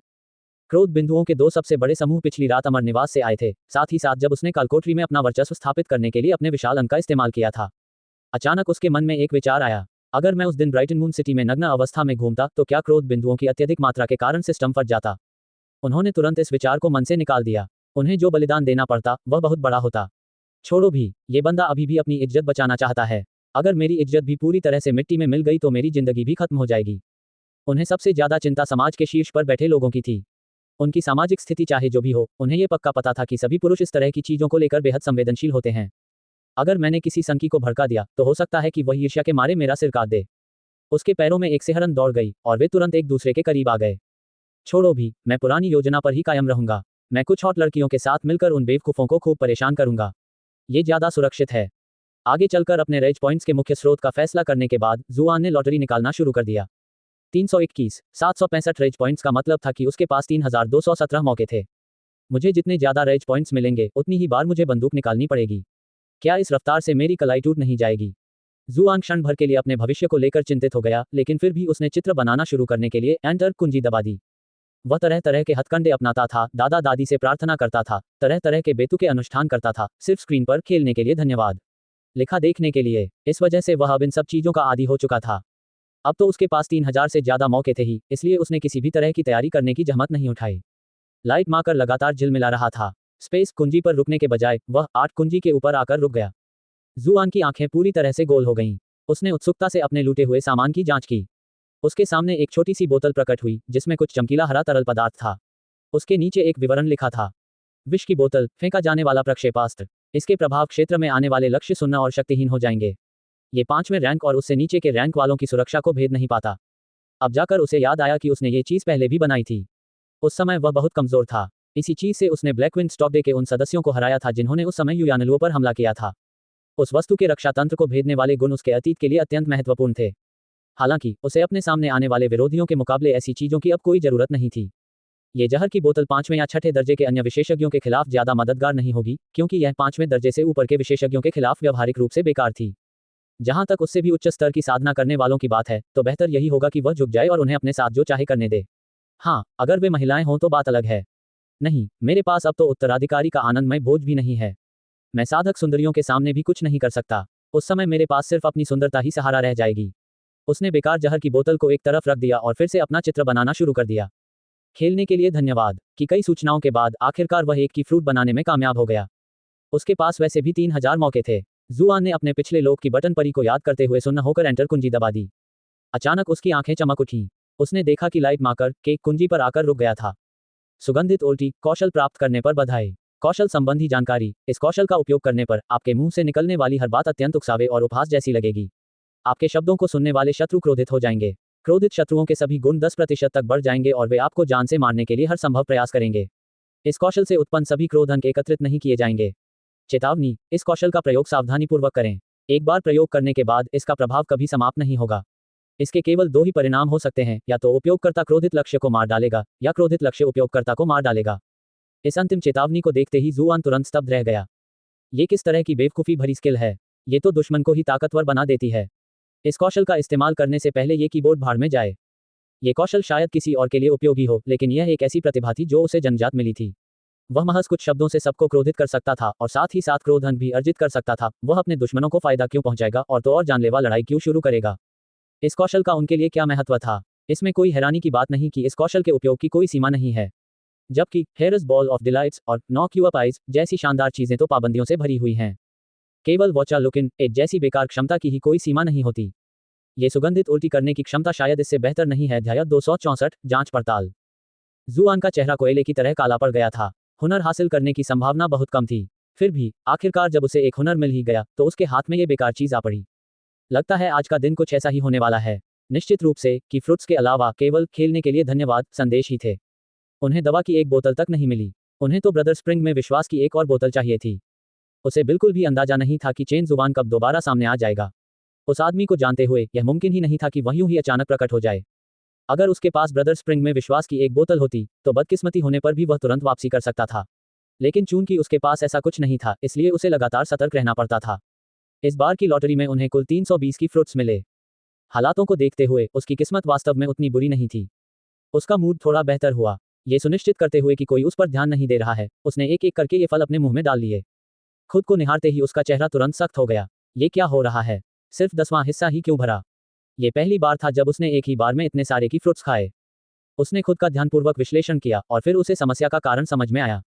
वह अब तीसरे क्रम के 8वें चरण पर पहुंच चुका था। चूंकि प्रत्येक संरचना के लिए आवश्यक की फलों की संख्या फिबोनाची अनुक्रम के अनुसार बढ़ती है, इसलिए 9वें चरण तक पहुंचने के लिए उसे 2584 की फलों की आवश्यकता होगी। उसने केवल 320 ही खाए थे, इसलिए स्वाभाविक रूप से उसका पेट केवल 10वें हिस्से से थोड़ा अधिक ही भरेगा। वास्तव में 7वें और 8वें फॉर्मेशन, जिन्हें पूरी तरह से भरने के लिए क्रमशः 987 और 1597 की फ्रूट्स की आवश्यकता होती थी, वह ऐसी चीज नहीं थी जिसे वह केवल रेज पॉइंट्स के माध्यम से आसानी से हासिल कर सकता था। ये सब मीली के खिलाफ उस खूनी लड़ाई की बदौलत हुआ था। लेकिन जाहिर है वह तो एक तरफा नरसंहार मात्र था। उत्तराधिकारी के आनंदमय भोज के प्रभाव में उसके शरीर पर अनगिनत घातक प्रहार हुए थे, लगातार वार होते रहे थे और चारों ओर खून बह रहा था। केवल ऐसी स्थिति में ही फीनिक्स निर्वाण सूत्र ने अपनी वास्तविक शक्ति दिखाई, जिससे उसे 2 कदम आगे बढ़ने की शक्ति मिली। बाहरी मदद के बिना इन संरचनाओं को भरने की कोशिश करना एक बेहद धीमी प्रक्रिया प्रतीत हो रही थी। तीसरे स्तर पर रहते हुए भी उसके लिए आगे बढ़ना बहुत मुश्किल था। एक बार जब वह और ऊपर चढ़ जाता तो क्या उसे आवश्यक की फलों की संख्या वास्तव में खगोलीय स्तर तक नहीं पहुंच जाती? साधना की ऊंचाइयों तक पहुंचना लगभग असंभव सा लग रहा था। उसने चाहे कितनी भी कोशिश कर ली हो, उसे इस समस्या का हल नहीं मिल पाया, इसलिए उसने सोचना छोड़ दिया। जब वो समय आएगा तब देखूंगा। उन्हें पता भी नहीं चला और क्लास खत्म हो गई। उनके बगल में बैठे उनके सहपाठी वेईसुओ खुद को रोक नहीं पाए और तुरंत उनके पास खिसक गए। बॉस, तो वो दरबारी रानी कैसी लगी? जुआन के वापस आते ही वह ये सवाल पूछने के लिए बेताब था, लेकिन उसकी तनी हुई भौहें और कसे हुए दांत देखकर उसने उससे कुछ भी पूछने की हिम्मत नहीं की। चूंकि जुआन सामान्य लग रही थी, इसलिए उसने उत्सुकता से सवाल पूछने का मौका लपक लिया। उन्हें भली भांति पता था कि क्यू होंगलेई उनसे कहीं अधिक श्रेष्ठ थे। फिर भी वे अपने बॉस के माध्यम से अप्रत्यक्ष रूप से इस दिव्य अनुभव को साझा कर सकते थे। वेईसुओ का सवाल सुनते ही आसपास के सभी छात्र दौड़कर उसके पास आ गए। दरबारी रानी के चुनाव की खबर जंगल की आग की तरह फैल चुकी थी। सभी उत्सुक निगाहों से उसकी ओर देख रहे थे। जुआन को यह स्वीकार करने में शर्म आ रही थी कि कुछ भी नहीं हुआ, खासकर इन सभी आशा भरी निगाहों के सामने। वह तुरंत अपनी बढ़ाई करने लगा। ये वाकई सबसे अच्छा था। सचमुच एक दिव्य अनुभव। वह बिना सोचे समझे जो भी उसके दिमाग में आता बोल देता था। कभी कभी तो वह उन्हें किसी बेहद अश्लील वेब उपन्यास की कोई बेतरतीब कहानी सुना देता था जिसे उसने पहले पढ़ा था। हालांकि ब्राइटन मून अकादमी में प्रभावशाली परिवारों के कई छात्र थे, लेकिन साधारण पृष्ठभूमि के भी कई छात्र थे, जो विशेष रूप से येलो क्लास के लिए सच था। वे सभी अभी काफी युवा थे, इसलिए उन्हें इस क्षेत्र में ज्यादा अनुभव नहीं था। सुनते ही उनका खून खौलने लगा, उनके चेहरे और कान लाल हो गए। उनकी आंखों में ईर्ष्या और घृणा भरी हुई थी। आपने येलो क्लास को 66 तक सफलतापूर्वक ट्रोल किया है। जुआन नाराज थी। इन लोगों में जमीर नाम की कोई चीज नहीं है। इन्हें यहाँ मुफ्त में ऑडियो बुक मिल रही है, फिर भी गुस्सा करने की हिम्मत कर रहे हैं। हम जो भी हो, चूंकि तुम मुझे पहले से ही ये क्रोध अंक दे रहे हो, इसलिए ये युवा मालिक तुच्छ लोगों से झगड़ा करने की जहमत नहीं उठाएगा। तुम सबको माफ कर दिया गया है। एक छात्र दौड़कर संदेश देने आया। आजू, दरवाजे के पास कोई तुम्हारा इंतजार कर रहा है। सभी लोग उसके उपनाम से पहले से ही परिचित थे। कुछ छात्र तो पूरी तरह से उसकी कहानी में खो गए थे। अचानक हुई इस रुकावट से वे नाराज हो गए और सोचने लगे कि आखिर कौन उन्हें परेशान कर रहा है। जब उन्होंने पीछे मुड़कर देखा तो उन्हें दरवाजे के पास एक लंबी स्कर्ट पहने एक पारंपरिक सुंदरी खड़ी दिखाई दी, जो मुस्कुराते हुए जुआन को हाथ हिला रही थी। क्या ये 9वें नंबर की खूबसूरत हसीना झेंग डैन नहीं है? वह सचमुच किसी परी जैसी लड़की है। हमारी कक्षा की बदसूरत लड़कियों का तो उसके सामने कोई चांस ही नहीं है। उसका व्यवहार बहुत ही शानदार है। इस तरह की सौम्य और मधुर स्वभाव वाली महिला पत्नी बनने के लिए बिल्कुल उपयुक्त उम्मीदवार है। सपने देखते रहो यार। उसकी सगाई तो पहले ही सांग परिवार के युवा मालिक से हो चुकी है। वैसे भी अगर सगाई नहीं भी होती तो भी तुम्हारा कोई चांस नहीं होता। तो फिर वह आजू को ढूंढने यहाँ क्यों आए हैं? ये तो पहली बार भी नहीं है। धिक्कार है। अब जब तुमने इसका जिक्र किया है तो क्या यहाँ भी किसी तरह का घोटाला चल रहा है? अल्पविराम। फुसफुसाहट भरी गपशप से झेंग डैन के गाल शर्म से लाल हो गए और उसने शर्मिंदगी से अपना सिर नीचे कर लिया। उसका हाव भाव एकदम संकोची और संयमित था। जुआन दरवाजे की ओर चली गई। लंबी स्कर्ट पहने ये शर्मीली दिखने वाली युवती वास्तव में उसकी पिछली दुनिया की ग्रीन टी बिच का सटीक उदाहरण थी। 1 लेकिन वो तो हद से ज्यादा खूबसूरत है। इसीलिए तो इस तरह की हरी चाय से नफरत करने वाले असल में पुरुष नहीं थे। मिस झेंग को मेरी क्या जरूरत थी? झेंग डैन ने अपने होंठ सिकुड़े, हिचकिचाते हुए उसकी नजरें इधर उधर घूमने लगीं। क्या हम बात करने के लिए कोई और जगह ढूंढ सकते हैं? ये जगह बहुत शर्मनाक है। जरूर, चलो टहलने चलते हैं। जुआन ने उसे अपने स्टाफ आवास पर ले जाने के बारे में सोचा, लेकिन जल्द ही उसने यह विचार छोड़ दिया। कक्षाओं के बीच ज्यादा समय नहीं था। वे दोनों कंधे से कंधा मिलाकर ऐसे चले गए जैसे कोई प्रेमी जोड़ा हो। वेई सुओ ने तुरंत प्रशंसा में सिर झुका लिया। मालिक सचमुच महान मालिक कहलाने के योग्य हैं। कल रात तो आप एक दरबारी रानी के साथ मौज मस्ती कर रहे थे और आज मिस झेंग आप पर फिदा हो गई हैं। शायद कुछ गंदा नहीं है और बिल्कुल वैसा नहीं है जैसा तुम सोच रहे हो। मिस झेंग की सगाई हो चुकी है, ठीक है। उन्हें शायद किसी जरूरी काम के लिए उनसे सलाह लेनी होगी, दूसरे छात्र ने तुरंत जवाब दिया। पिछली रात की यू होंगलेई के मामले के बारे में जानकर उसका दिल ईर्ष्या और गुस्से से भर गया था। और अब जुआन उसकी आंखों के सामने ही एक और खूबसूरत लड़की के साथ मिल रही थी। छात्र को लगा जैसे उसका छोटा सा दिल चकनाचूर हो जाएगा। क्या पुरुषों और महिलाओं के बीच के मामले उचित नहीं माने जाते? वेई सुओ ने उसे घूरते हुए कहा। अगर उसकी सगाई हो गई है तो क्या हुआ? किसी और की मंगेतर को जीतना क्या और भी बड़ी जीत का एहसास नहीं दिलाएगा? बगल में खड़े एक व्यक्ति को हंसी आ गई। ये तो तुम्हारे मुंह से निकले कुछ ज्यादा ही साहसी शब्द हैं। क्या तुम सचमुच खुद को आजू की जगह रखकर सोच रहे हो, जबकि तुम्हारे लिए ऐसा सोचना नामुमकिन है? क्या तुम्हें जरा भी शर्म नहीं आती? वेई सुओ का चेहरा लाल हो गया। बकवास, मैं तो बस अपने बॉस के लिए खुश हो रहा हूँ। अल्पविराम। जब जुआन ने गुस्से के अंकों की यह नई धारा आते देखी तो उसे जिज्ञासा हुई कि वे लोग पीछे क्या कर रहे थे। आखिर वह तो पहले ही जा चुका था, फिर भी वे उससे नाराज क्यों थे? आजू, मैंने सुना है कि यहाँ आते समय चेन जुआन ने तुम पर हमला किया था। क्या तुम ठीक हो? वे दोनों एक सुनसान इलाके में चले गए थे। उसका शर्मीला और संकोची स्वभाव पूरी तरह गायब हो गया था और उसकी जगह एक बेहद चिंतित भाव आ गया था। वह घबराकर उसका हाथ खींच रही थी और लगभग पागलों की तरह उसके शरीर पर चोटों की तलाश कर रही थी। अगर तुम मुझे छूते रहे तो मुझे तुम पर जुर्माना लगाना पड़ेगा। अगर उसने पहले से ही उसके इरादों का अंदाजा न लगाया होता तो जुआन सचमुच उसके जादू में फंस सकती थी। उसकी अभिनय क्षमता बहुत ही बेहतरीन थी। वह सचमुच एक बेहद चिंतित युवती लग रही थी। सच में, मैं तुम्हारे साथ क्या करूंगी? झेंग डैन का चेहरा थोड़ा लाल हो गया। चूंकि तुम अभी भी इस तरह बात कर सकते हो तो शायद तुम ठीक हो। मुझे बहुत राहत मिली। श्रीमती झेंग की चिंता के लिए बहुत बहुत धन्यवाद। जुआन ने सहजता से हाथ बढ़ाकर उनके हाथ पकड़ लिए। आखिर वो ऐसा कौन सा रूटीन अपनाती हैं जिससे उनके हाथ इतने मुलायम हैं? क्या वो रोज दूध में हाथ भिगोती हैं या कुछ और? झेंग डैन ने कुछ असहजता से अपने हाथ पीछे खींच लिए। उसके मन में एक बार फिर उस आदमी की छवि कौंध गई जो उसकी नंगी टांग को सहला रहा था। उसे सच में नहीं पता था कि पिछली बार उसे क्या हो गया था। बात हद से ज्यादा बिगड़ गई थी। झेंग डैन ने खुद को सख्ती से चेतावनी दी कि वह उस भयानक घटना को दोबारा न दोहराए। वह आज उससे मिलने आने का कारण नहीं भूली थी। आजू, मैंने सुना है कि चेन जुबान 6ठे रैंक पर है। अगर उसने तुम्हें मारने का ठान लिया है तो तुम वाकई बड़े खतरे में हो। मैं क्या कर सकता हूँ? खैर, अगर बात बिगड़ती है तो मैं रोज अकादमी में ही छिप जाऊंगा। मुझे नहीं लगता कि उसमें अकादमी में प्रवेश करने की हिम्मत है, जुआन ने जवाब दिया। आप चू एस्टेट में वास्तव में अभी भी काफी सुरक्षित हैं। ब्राइटन मून ड्यूक एक शक्तिशाली 8वें दर्जे के साधक हैं और एस्टेट में कई अन्य विशेषज्ञ भी हैं। आपके पास एक गुरु भी हैं जिन पर आप मदद के लिए भरोसा कर सकते हैं। झेंग डैन ने मीठी मुस्कान के साथ कहा, मानो वह बस यूं ही बातचीत कर रही हो। एक ग्रीन टी बिच, लूचा बाओ शब्द 2013 के आसपास लोकप्रिय हुआ। ग्रीन टी बिच एक ऐसी महिला है जो बाहर से पवित्र, प्यारी और मासूम दिखती है, लेकिन अंदर से बेहद महत्वाकांक्षी होती है, जो पैसे और सफलता के लिए अपनी आत्मा तक बेच सकती है। अध्याय 265, रंगे हाथों पकड़ा गया। गुरुजी। जुआन चौंक गया। आप किस गुरुजी की बात कर रहे हैं? झेंग डैन ने मुस्कुराते हुए कहा, लगता है आपने अपने होंठ काफी कसकर बंद कर रखे हैं। आपकी जैसी इतनी शानदार मूवमेंट तकनीक यूं ही तो नहीं आ जाती, है ना? जुआन खिलखिलाकर मुस्कुराए। मैं हमेशा से ही प्रतिभाशाली लोगों में भी सबसे प्रतिभाशाली रही हूँ, बेशक मैंने खुद ही सब कुछ सीखा है। मिस झेंग, क्या आप मुझसे कुछ बुद्धि निकलवाने की कोशिश कर रही हैं? लगता है इस क्षेत्र में आपके कौशल में अभी भी कुछ कमी है। अगर तुम इस बारे में बात नहीं करना चाहते तो भूल जाओ, झेंग डैन ने गुस्से में कहा। मुझे तुम्हारी सुरक्षा की वाकई चिंता थी और फिर भी तुम मेरे इरादों पर शक कर रहे हो। जुआन ने उसे ऊपर से नीचे तक देखा और फिर कहा, अगर मेरी याददाश्त सही है तो मुझे लगता है कि मिस झेंग की सगाई हो चुकी है। जब आप अचानक मुझसे मिलने आती हैं तो मैं शक क्यों ना करूं? झेंग डैन ने गहरी सांस ली। जैसा कि मुझे उम्मीद थी, हर कोई इसे इसी तरह देखेगा। और जाहिर तौर पर आप भी अपवाद नहीं हैं। वह उससे दूर हट गई। दूर क्षितिज को निहारते हुए उसकी आंखें धुंधली हो गईं। सांग कुल में मेरा विवाह मेरे पिता द्वारा तय किया गया था। हालांकि हमारा कुल ब्राइटन मून शहर के 4 प्रमुख कुलों में से एक के रूप में जाना जाता है, लेकिन अंततः हम एक व्यापारी कुल से अधिक कुछ नहीं हैं। हम एक स्थापित उच्च स्तरीय कुल के मुकाबले कुछ भी नहीं हैं। इसीलिए जब हमारे कबीले के सभी बुजुर्गों को सांग कबीले का प्रस्ताव मिला तो वे बेहद खुश हुए और बिना किसी झिझक के सहमत हो गए। भले ही सांग वंश का इतिहास इतना समृद्ध न हो, फिर भी वे राजधानी के उभरते हुए वंशों में से एक हैं और सांग होंग महाराज के प्रिय मंत्रियों में से एक हैं। 1-2 साल का समय मिलने पर वे शीर्ष स्तर के वंश बन जाएंगे। उन्होंने हमारे वंश के साथ विवाह के माध्यम से गठबंधन का प्रस्ताव इसलिए रखा क्योंकि वे इस समय का उपयोग अपने विकास के लिए कर रहे हैं। झेंग वंश के बुजुर्ग भला ऐसे शानदार अवसर को कैसे छोड़ सकते हैं? बस किसी ने मुझसे मेरी राय क्यों नहीं पूछी? उन्होंने मुझसे ये क्यों नहीं पूछा कि क्या मैं उस व्यक्ति को पसंद करती हूँ या क्या मैं उससे शादी करने को तैयार हूँ?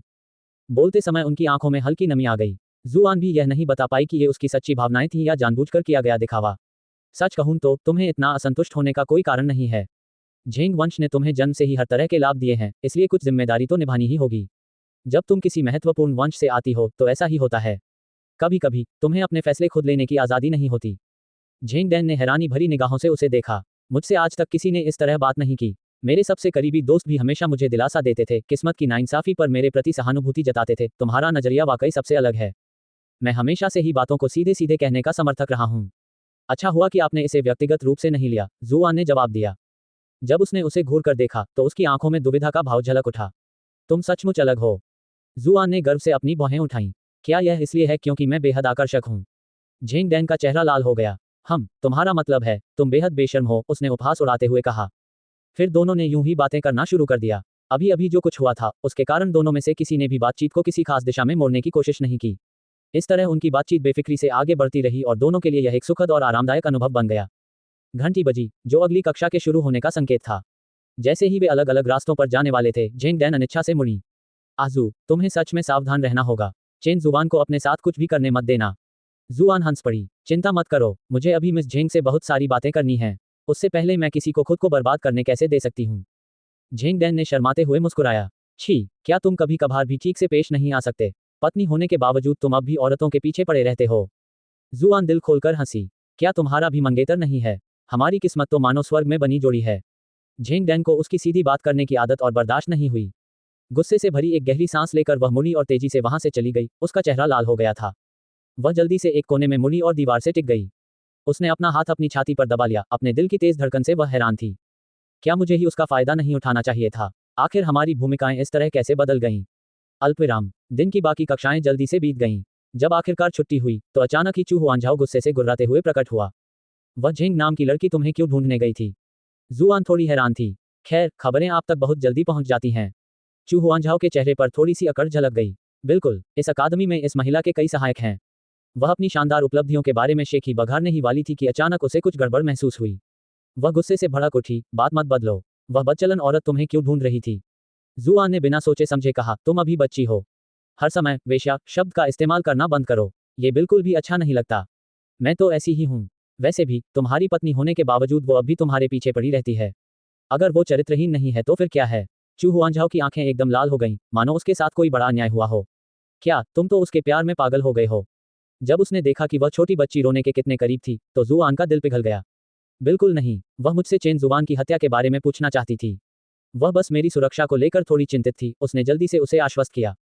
तुम दोनों इतने करीब कब आ गए? वह तुम्हारे बारे में इतनी परवाह क्यों करती है? चू हुआनझाओ की आंखों में खतरनाक चमक आ गई और उसका हाथ अनजाने में ही उसके विलाप करने वाले कोड़े की ओर बढ़ गया। जुआन के चेहरे पर घबराहट के भाव उभर आए। उसने जल्दी से समझाया, मैंने उसे पहले भी एक बार बचाया था। वैसे भी क्या सहपाठियों का एक दूसरे की परवाह करना सामान्य बात नहीं है? चू हुआनझाओ ने चिढ़कर कहा, वह लड़की ऊपर से तो बड़ी कोमल और नाजुक दिखती है, लेकिन मुझे यकीन है कि यह सब दिखावा है। मुझे वो बिल्कुल पसंद नहीं है। जुआन को अपने सिर में तेज दर्द महसूस होने लगा। ठीक है, ठीक है, ठीक है। मैं अब से उससे कम ही मिलूंगा, ठीक है। लड़कियों के बीच झगड़े बहुत आसानी से शुरू हो जाते हैं। ये बच्ची अभी बहुत छोटी है, लेकिन इस क्षेत्र में अभी से ही एक उभरती हुई प्रतिभा है। जुआन ने तुरंत अपना ध्यान दूसरी तरफ मोड़ लिया, क्योंकि उसे चिंता थी कि हुआनझाओ इस मामले को आगे न बढ़ाए। उसने एक छोटी सी सुंदर बोतल निकाली और कहा, हुआनझाओ, क्या मैंने तुमसे उपहार का वादा नहीं किया था? मुझे पहले समझ नहीं आ रहा था कि तुम्हें क्या दूं, लेकिन हाल ही में मुझे ये दिलचस्प चीज मिली। जल्दी से इसे देख लो। चू हुआनझाओ हरे रंग के तरल से भरी बोतल देखकर अचंभित रह गया। क्या यह इत्र है? मैंने पहले कभी ऐसी चीजों का इस्तेमाल नहीं किया, लेकिन अगर यह जीजाजी का तोहफा है तो मैं कम से कम इसे आजमा कर देख सकता हूँ। जुआन के माथे पर गहरी लकीरें उभर आईं। परफ्यूम बकवास है। क्या तुमने कभी हरा परफ्यूम देखा है? मुझे लगता है कोई हरी खुशबू नहीं है। चू हुआनझाओ शर्मिंदा होकर हंस पड़ी। तो फिर क्या है? ये लकवा मारने वाले जहर की बोतल है। जुआन ने उसे इसके असर के बारे में संक्षेप में बताया और फिर कहा, ये 5वें या उससे नीचे के सभी लोगों की रक्षा प्रणाली को भेद नहीं पाता। जो भी इसके प्रभाव में आ जाते हैं वे प्रतिरोध करने की अपनी सारी क्षमता खो देते हैं। ये चीज तो वाकई कमाल की लग रही है। ये परफ्यूम से कहीं ज्यादा दिलचस्प है। चू हुआनझाओ के चेहरे पर उत्साह झलक उठा। उसे देखते ही ये पसंद आ गई। उसका उत्साह देखकर जुआन ने मन ही मन राहत की सांस ली। जहर की बोतल उसके किसी काम की नहीं थी, इसलिए वह उस लड़की के लिए एक आदर्श उपहार बन गई। यही कारण था कि वह उसे यूं ही दे देने से संतुष्ट था। उन्हें थोड़ी चिंता थी कि किसी लड़की को ऐसा उपहार देना अजीब होगा। भला किसे पता था कि यह हुआनझाओ के शरारती स्वभाव के बिल्कुल अनुकूल होगा। चू हुआनझाओ ने कुछ देर तक उससे खेला और फिर उसे सावधानीपूर्वक रख दिया।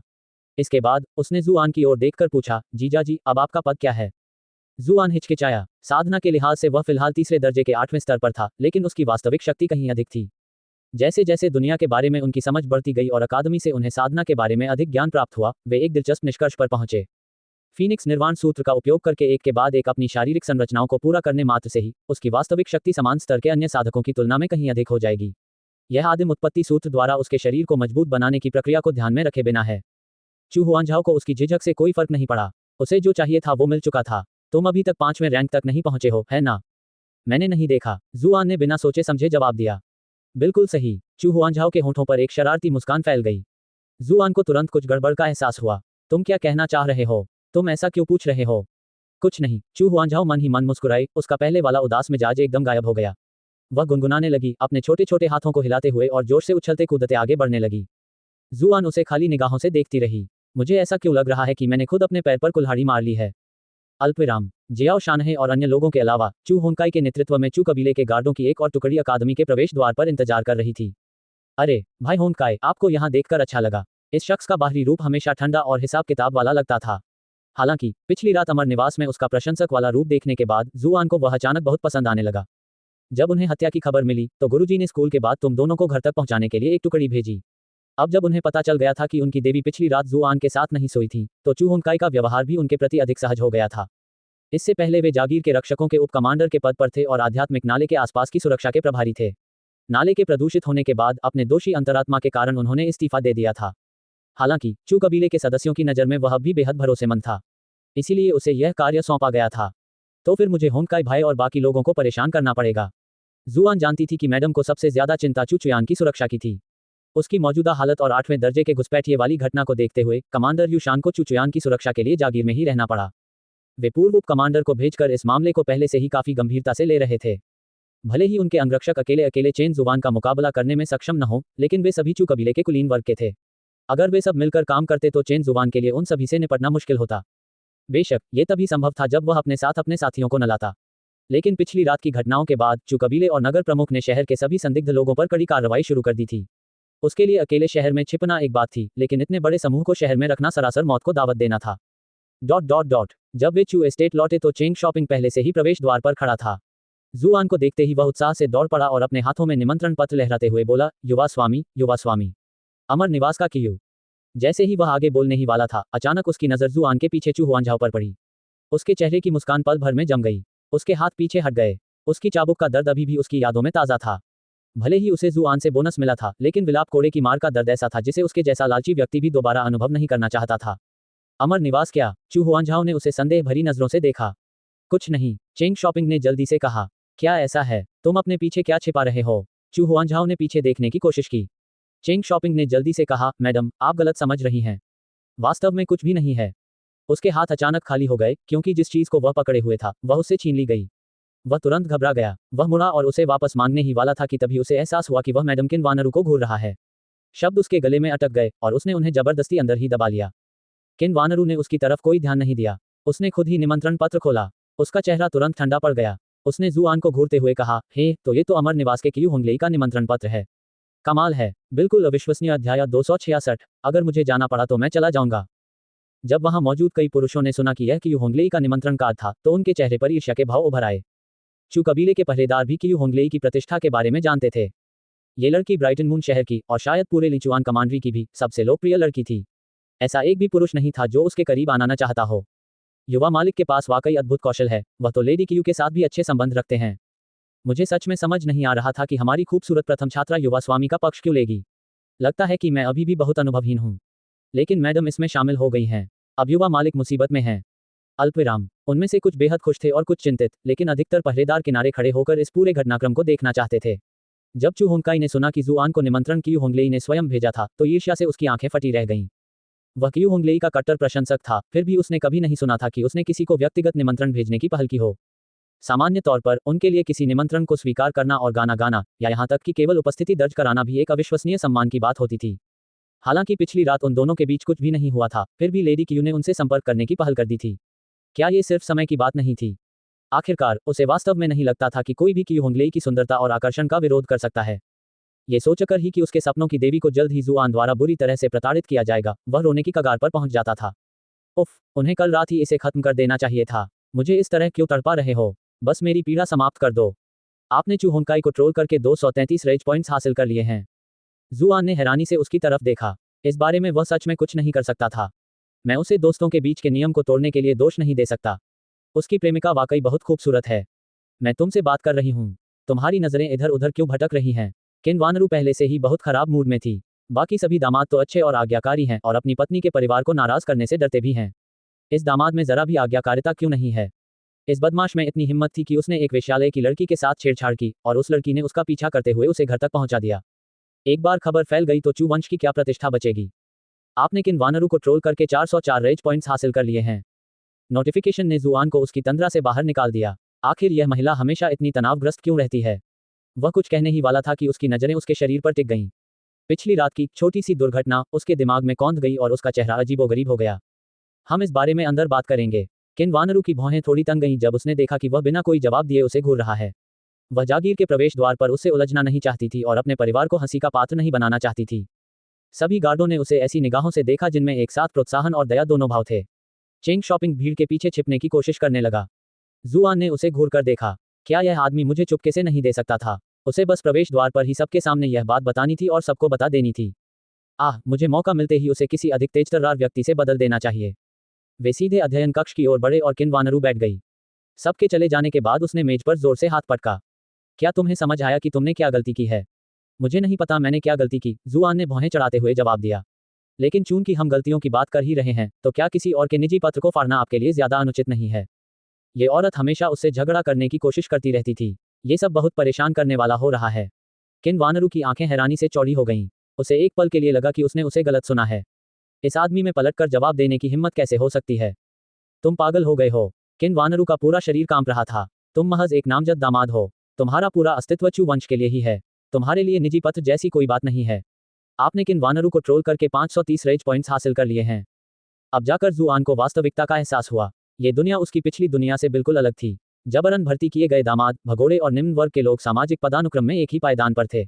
जब देश खतरे में होता और सैन्य बल बढ़ाने का समय आता तो सबसे पहले इन्हीं लोगों को भर्ती किया जाता। हालांकि चू वंश के युवा स्वामी के रूप में उनकी स्थिति उन्हें एक साधारण दामाद से कहीं अधिक बनाती थी, फिर भी उनकी आर्थिक स्थिति में कोई खास सुधार नहीं हुआ था। इस दुनिया में बुनियादी मानवाधिकारों की अवधारणा का कोई अस्तित्व नहीं था। लगता है उसने बहुत अधिक उम्मीदें लगा ली थीं। फिर भी एक पुरुष होने के नाते मैं किसी को मेरे साथ इस तरह का व्यवहार करने नहीं दे सकता। जुआन ने ठंडे लहजे में कहा, जब महोदया मुझे इतना तुच्छ समझती हैं तो फिर भूल जाए। अगर जरूरत पड़ी तो मैं इस चू कबीले को छोड़कर चली जाऊंगी। ये औरत मुझे बार बार परेशान करती रहती है। अगर चू चुयान और छोटी हुआनझाओ न होती तो मैं बहुत पहले ही यहाँ से चली गई होती। उन्होंने चू कबीले को हथियार बाजार में अपना हिस्सा बनाए रखने में मदद की थी। अकेले इसी काम ने चू कबीले को भारी धन की बचत कराई थी। फिर उसने चू चुयान को क्षणभंगुर कमल दिया, जिससे उसकी साधना 7वीं श्रेणी के करीब पहुंच गई। अब वह इस पूरे संसार में सबसे महान साधना प्रतिभा की धनी थी। परिवार में ऐसी प्रतिभा का होना उनके लिए अनंत गौरव का कारण बनेगा। ऐसा दर्जा सोने से कभी नहीं खरीदा जा सकता। इस समय तो वह अपनी सबसे बड़ी बेटी की जान बचाने के लिए हर रात कड़ी मेहनत कर रहा था। इन सब के बावजूद उसने कभी उसके प्रति कृतज्ञता का एक शब्द भी नहीं कहा। इसके बजाय इस महिला ने उसे परेशान करने के लिए हर संभव तरीका खोज निकाला। अभी जो कुछ हुआ वह सचमुच आखिरी हद थी। वह आखिरकार तंग आ चुका था। शायद कालकोठरी में जीवन मरण के अनुभवों ने उसकी मानसिकता को काफी हद तक बदल दिया था। वह पहले ही 9वें दर्जे के साधक से लड़ चुका था और कुछ तो उससे भी ऊंचे दर्जे के साधकों से। ब्राइटन मून शहर लौटना किसी नौसिखिए के लिए नए सिरे से शुरुआत करने जैसा था। हालांकि इस शहर में अभी भी कई ऐसे माहिर लोग थे जो उसे पल भर में मौत के घाट उतार सकते थे, लेकिन अब उसे पहले से कहीं कम डर लग रहा था। आखिरकार वह उस कालकोठरी जैसी जगह से भी बच निकला था। भला यह मौजूदा स्थिति उसे कैसे डरा सकती है? इसका मतलब सिर्फ चू एस्टेट से बाहर जाना होता। वह पहले ही इतनी साधना कर चुका था कि अपनी रक्षा खुद कर सके और उसके पास पैसा भी था। अकादमी में उसके लिए एक आवास भी तैयार था। जहां तक चू चुयान की बात है, वह कभी भी चुपके से वापस आकर उसका इलाज कर सकता था। मानव हृदय का स्वभाव ही ऐसा होता है। पर्याप्त समर्थन जुटाने से पहले उसे चुपचाप हर बात सहन करनी पड़ती थी, चाहे वह चू वंश द्वारा किया गया अन्याय ही क्यों न हो। अब जब उसने पर्याप्त शक्ति प्राप्त कर ली है तो उसका आत्मविश्वास भी बढ़ गया है। उसके अचानक हुए इस गुस्से भरे आउटबर्स्ट ने किन वानरू को पूरी तरह से अवाक कर दिया। क्या मैंने उसे गलत सुना? क्या ये बदमाश आखिरकार पागल हो गया है? आपने किन वानरू को ट्रोल करके 999 रेज पॉइंट्स हासिल कर लिए हैं। चू हुआनझाओ बुरी तरह डर गई थी। वह तुरंत अपनी माँ के पास दौड़ी। माँ, जीजाजी का मतलब यह नहीं है। उनकी बातों पर ध्यान मत दीजिए।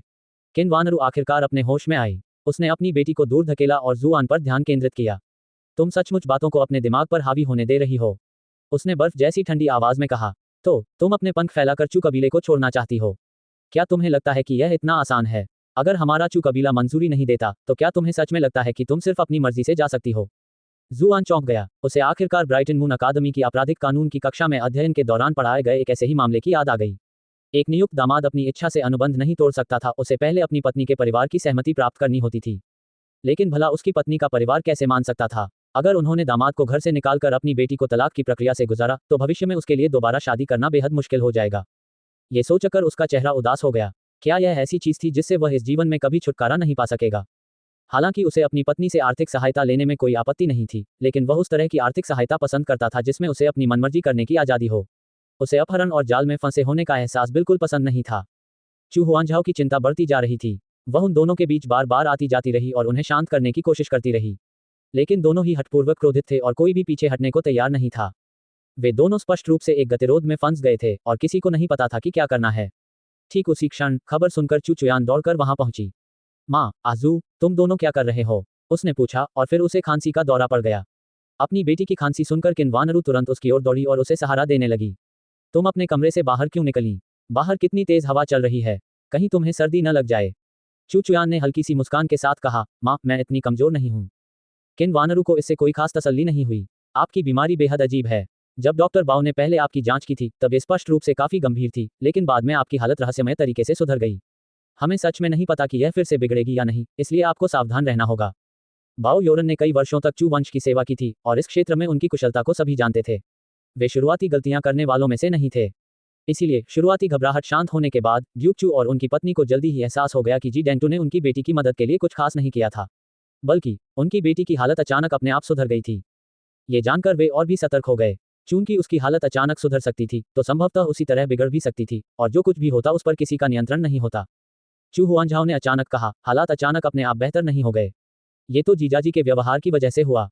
वह किन्वानरू ने जुआन को घूर कर देखा। उसकी आवाज में तिरस्कार झलक रहा था। स्पष्ट रूप से उसे यकीन नहीं था कि उसके पास इस तरह का कौशल है। सच में ये जीजाजी ही थे। चू हुआनझाओ घबरा गई। उसे डर था कि ये बात अपनी माँ को बताने का उसका आखिरी मौका होगा। आखिर अगर उसकी माँ ने गुस्से में आकर जीजाजी को चू परिवार से निकाल दिया, तो वो क्या करेगी? दुर्भाग्यवश उसके सामान्य व्यवहार और व्यक्तित्व के कारण उसकी बातों में स्वाभाविक विश्वसनीयता नहीं थी और उसकी माँ के लिए उस पर भरोसा करना मुश्किल था। इसलिए उसने अपनी बड़ी बहन की ओर विनती भरी नजरों से देखा। चू चुयान ने उसकी बात की पुष्टि की। वह सही कह रही है। वास्तव में आजू ही मेरा इलाज कर रहे हैं। उन्हीं की वजह से मैं मौत के मुंह से वापस लौटी। किन्वानरू के चेहरे पर संदेह का भाव था। क्या मेरी बेटियां उसे बचाने के लिए ही ऐसा कह रही हैं? लेकिन जब उसने उनके चेहरों पर गंभीर भाव देखे, तो उसके संदेह धीरे धीरे दूर हो गए। क्या सच में वही था? चू चुयान ने पुष्टि में सिर हिलाया। लेकिन मैं पिछले कुछ दिनों से हमेशा तुम्हारे साथ ही थी। उसने तुम्हारे साथ ऐसा बर्ताव कैसे किया कि मुझे पता ही नहीं चला। किन्वानरू की भौहें तन गईं। उसे अब भी इस बात पर यकीन करना मुश्किल लग रहा था। मैंने तुम्हें कुछ दवाएं खिलाई थी, चू हुआनझाओ ने कमजोर आवाज में कहा। किन्वानरू हक्का बक्का रह गई। वह अपनी दूसरी बेटी को खाली निगाहों से देखती रही।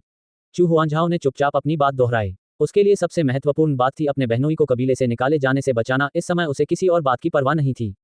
अपनी बेटी की बात सुनकर किन्वानरू लगभग बेहोश हो गई। क्या मैंने सचमुच उसे खुद जन्म दिया था? क्या सचमुच ऐसी बेटियां होती हैं जो अपनी माँ के साथ ऐसा व्यवहार करती हैं?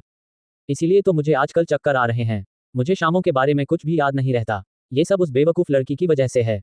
जैसे जैसे वह इसके बारे में सोचती गई, उसका गुस्सा बढ़ता गया। उसने तुरंत चू हुआनझाओ को खींचकर लाया और उसे बेरहमी से पीटना शुरू कर दिया। आज इस लड़की को माँ की दया, बेटी की आज्ञाकारिता का सही अर्थ पता चलेगा। वह बेहद गुस्से में थी और उसकी पिटाई बेरहम थी। उसने चू हुआनझाओ को तब तक पीटा जब तक कि उसने दया की भीख नहीं मांगी। चू चुयान ने जल्दी से कहा, माँ, छोटी बहन ने ये सब मुझे बचाने के लिए किया।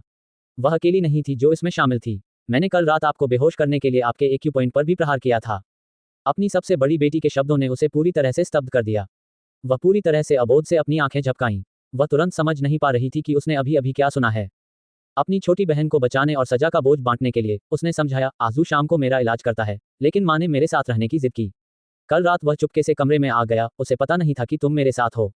मुझे डर था कि तुम्हें पता चल जाएगा, इसलिए मैंने तुम्हारे एक्यू पॉइंट पर प्रहार किया। जब तक उसने अपनी बात पूरी की, उसकी पहले पीली पड़ी त्वचा पूरी तरह से लाल हो चुकी थी। वह बचपन से ही आज्ञाकारी रही थी और उसने पहले कभी ऐसा कुछ नहीं किया था। किन्वानरू पूरी तरह से अचंभित रह गई। मैंने पिछले जन्म में कौन सा पाप किया था? आखिर मैं इन दो शैतान बच्चों को जन्म देने के लिए कैसे मजबूर हो गई? अध्याय 267 युद्ध का बिगुल बजता है। किन्वानरू ने खुद को संभालने में काफी समय लिया। उसने घबराकर अपनी बेटी की ओर देखा। यौन चिकित्सक बाओ भी कुछ नहीं कर पाए। उन्हें इलाज का सही तरीका कैसे पता? मैंने तो कभी उनके बारे में कोई चिकित्सा कौशल नहीं सुना। शायद उन्होंने यह अपने रहस्यमय गुरु से सीखा होगा। चू चुयान ने जुआन को शर्मिंदा नजर से देखा और फिर आगे कहा, उन्होंने एक्यूपंक्चर के जरिए मेरे शरीर से धीरे धीरे ठंडी ऊर्जा निकाली। मैं अपने शरीर में हो रहे बदलावों को महसूस भी कर सकती थी। एक्यूपंक्चर। किन वानरू का चेहरा चिंता से भर गया। उसने जल्दी से कहा, चिकित्सक बाओ और दिव्य चिकित्सक जी दोनों ने कहा है कि हर किसी का शरीर अद्वितीय होता है। आपके शरीर की स्थिति को ठीक से समझे बिना इस तरह से आपकी शीतल ऊर्जा को निकालने की कोशिश करना आसानी से अपूरणीय क्षति का कारण बन सकता है। इस उपचार को तुरंत बंद करो। आपको इतना जोखिम भरा काम करने की अनुमति नहीं है। वह अलग है, वह मेरे शरीर को अच्छी तरह जानता है। चू चुयान शर्म से अपना सिर नीचे कर लिया और उसके कान जलने लगे। किन वानरू ने अपनी आंखें झपकाईं और उसके कथन को समझने की कोशिश की। आपका मतलब क्या है? वह आपके शरीर को जानता है। चू चुयान के पास कालकोठरी में घटी घटनाओं का खुलासा करने के अलावा कोई चारा नहीं था। उसने जल्दी से आगे कहा, मुझे लगता है कि ऐसा इसलिए है क्योंकि उसने अपने गुरु से जो तकनीक सीखी है वह विशेष है। वैसे भी मैं अपनी हालत में सुधार महसूस कर सकती हूँ। माँ, आपको भी इन दिनों मेरा शरीर गर्म लग रहा होगा, है ना? क्या सच में तुम्हारे पास इतनी कुशलता है? किन वानरू को अभी भी संदेह था, लेकिन अचानक उसके मन में एक अलग विचार आया। उसने जल्दी से अपनी बेटी को एक तरफ खींचा और धीरे से पूछा, जब वह एक्यूपंक्चर के माध्यम से ठंडी ऊर्जा को हटाता है तो क्या तुम्हें अपने कपड़े उतारने पड़ते हैं? चू चुयान का चेहरा तुरंत लाल हो गया। उसने अपना सिर नीचे झुकाया और धीरे से सहमति में कुछ बुदबुदाया। तुमने अपने कपड़े उतार दिए? किन वानरू पूरी तरह से हैरान रह गई। वह कुछ देर तक खाली निगाहों से आसमान की ओर देखती रही। वह किसी और से बेहतर जानती थी कि चू कबीले ने जुआन को क्यों शरण दी थी। चुयान से उसकी शादी एक दिखावा थी, बाहरी लोगों को धोखा देने की एक चाल थी। उसकी बेटी बचपन से ही बेहद स्वाभिमानी थी। वह प्रतिभाशाली लोगों से घिरी हुई थी, फिर भी उसने कई पुरुषों के प्रस्ताव ठुकरा दिए थे। किन वानरू को यह समझना वाकई मुश्किल लग रहा था कि उसकी बेटी जुआन के सामने कपड़े क्यों उतारेगी।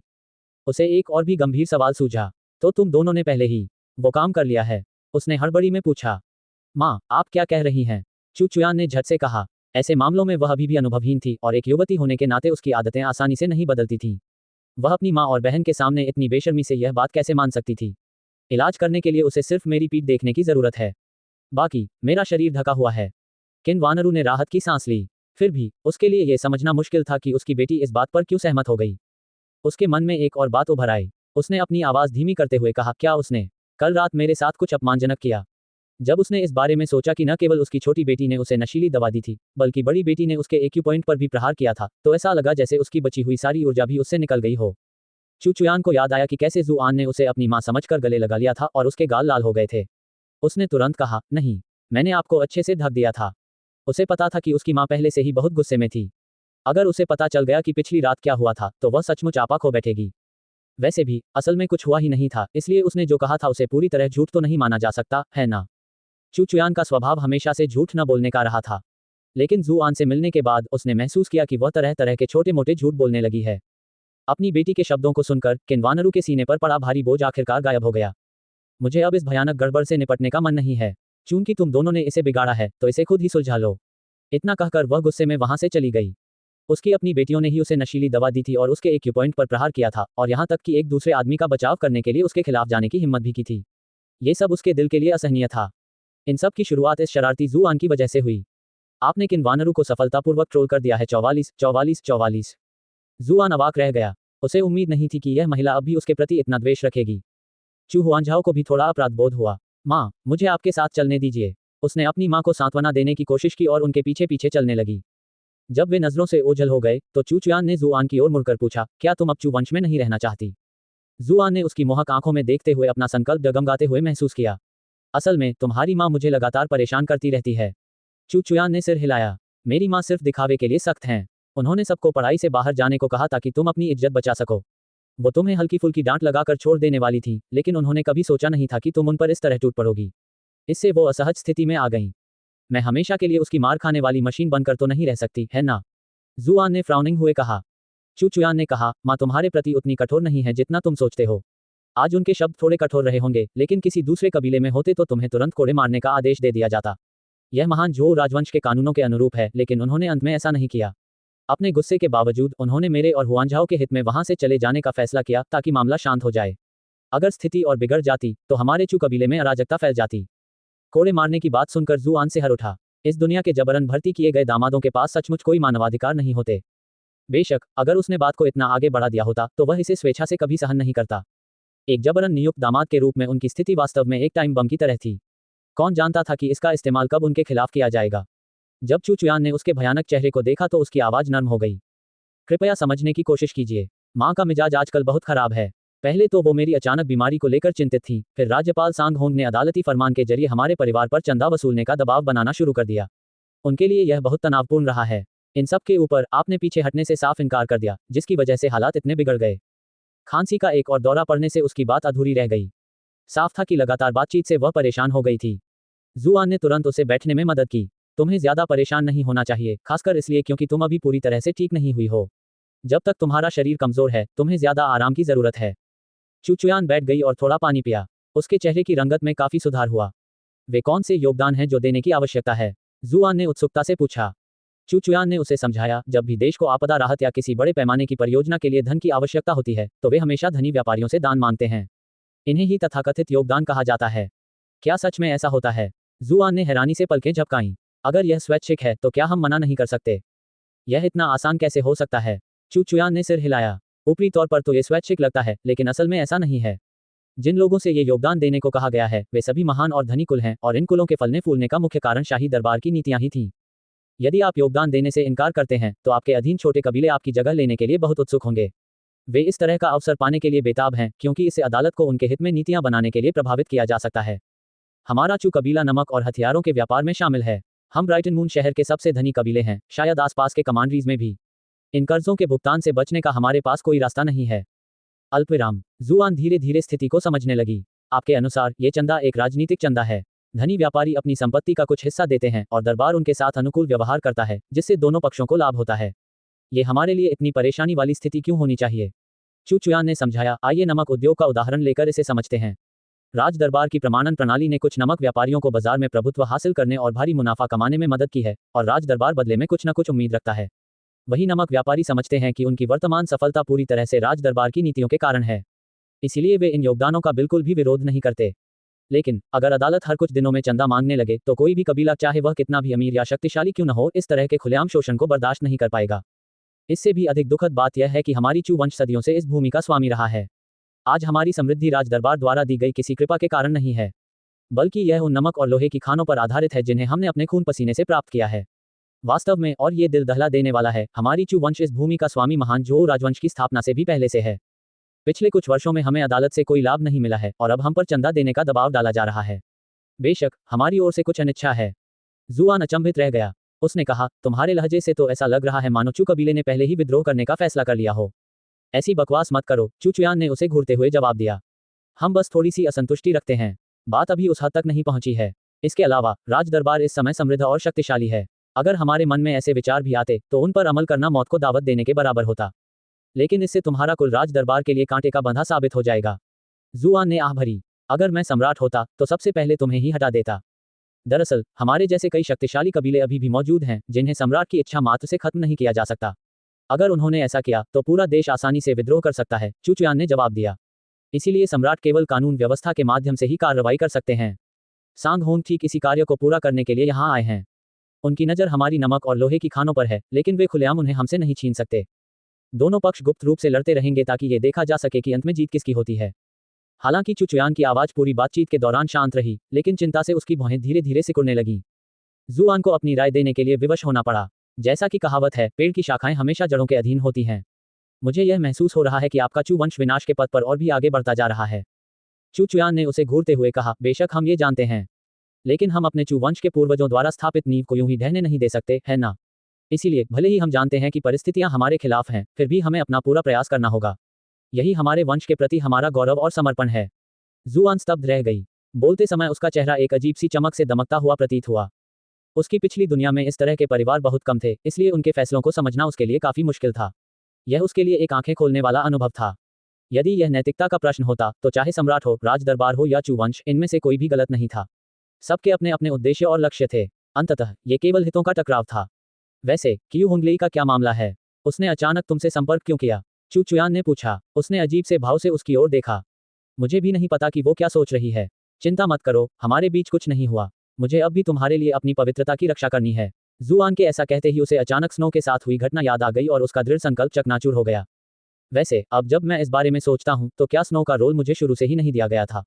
सच कहूँ तो मैंने चुचुयान को निराश नहीं किया।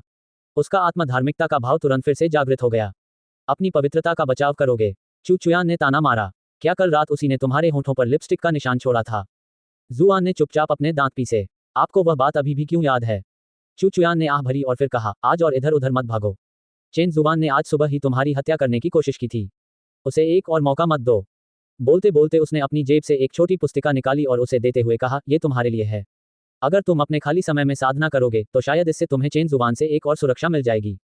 यह क्या है? जुआन दंग रह गया। उसने उसे लेने के लिए हाथ बढ़ाया। कवर पर स्नोफ्लेक स्वॉर्ड लिखा हुआ था। अध्याय 268, कामवासना के गंभीर परिणाम होते हैं। ये शब्द देखकर जुआन दंग रह गया। क्या ये कबीले की सबसे महत्वपूर्ण तकनीक नहीं है? चू चुयान का चेहरा लाल हो गया। उसने उसकी निगाहों से बचने के लिए मुंह फेर लिया और बनावटी सहजता से कहा, मैं बस इतना नहीं चाहती कि चेन जुबान तुम्हें मार डाले। अगर ऐसा हुआ तो मेरा इलाज करने वाला कोई नहीं बचेगा। जुआन दिल खोलकर हंसा। उसके चेहरे पर एक बड़ी सी मुस्कान थी। उसने पुस्तिका को एक तरफ रख दिया। मैं इस अनमोल चीज को हमेशा सहेज कर रखूंगा। चू चुयान ने सिर हिलाया। उसे इस बात पर संतोष था कि उसने इसे कितनी सावधानी से रखा था। पहले इसे खुद पढ़ लो। जो कुछ समझ ना आए मुझसे पूछ सकते हो। मैंने इसे पहले ही पढ़ लिया है, इसलिए मुझे ज्यादा अनुभव है। जुआन ने अपनी छाती थपथपाते हुए कहा, चिंता मत करो। क्या तुम्हें अपने पति की प्रतिभा का पता नहीं है? ऐसा हो ही नहीं सकता कि मुझे समझ ना आए। मैं इसे जल्दी ही सीख लूंगी। चू चुयान उसे देखती रह गई। उसका मुंह खुला का खुला रह गया। क्या इस लड़के की साधना क्षमता पहले से ही स्पष्ट नहीं थी? अरे, वह तो पीली श्रेणी में था। उसने कुछ न कहने का फैसला किया। इसे खोखली मर्दाना बहादुरी समझा। उसने तय किया कि जब उसे जरूरत होगी वह उसकी मदद करने का कोई न कोई तरीका ढूंढ लेगी। इस गुप्त नियमावली का अच्छे से ख्याल रखना। इसे किसी भी कीमत पर खोना मत। चू चुयान ने उसे चेतावनी दी। आखिर वह जानती थी कि यह आदमी आमतौर पर कितना लापरवाह होता है। जुआन मुस्कुराते हुए उसके पास सरक गया और उसे हल्के से धक्का दिया। क्या हुआ? क्या इसलिए कि यह नियमावली वास्तव में चू वंश का एक बड़ा रहस्य है? क्या तुम थोड़ी लापरवाह नहीं हो रही हो, मुझ जैसे किसी को इसे सीखने की अनुमति देकर? चू चुयान थोड़ा पीछे हट गई और असहज महसूस करते हुए उससे बचती रही। बकवास करना बंद करो। तुम चू कुल के छोटे मुखिया हो, इसलिए तुम बाहरी नहीं हो। तुम्हारे लिए इसे सीखना नामुमकिन नहीं है। बस बाहर जाकर दूसरी लड़कियों को यह मत सिखाना। जुआन की भौहें तन गईं। क्या तुम्हें जलन हो रही है? अगर आपको कुछ और नहीं कहना है तो मैं चलती हूँ। चू चुयान घूम गई। उसका चेहरा लाल हो गया था। जाहिर है उसे उससे इस तरह की बातें करने की आदत नहीं थी। रुको। जुआन ने जल्दी से उसका हाथ पकड़ लिया। उसके चेहरे से मुस्कान भी धीरे धीरे गायब हो गई। लगता है चू परिवार चंदे के इस मुद्दे को लेकर काफी परेशान है। तुम्हें कितने चांदी के सिक्के चाहिए? मेरे पास अभी काफी हैं। चू परिवार को इस मुश्किल से निकलने में मदद करने के लिए काफी होंगे।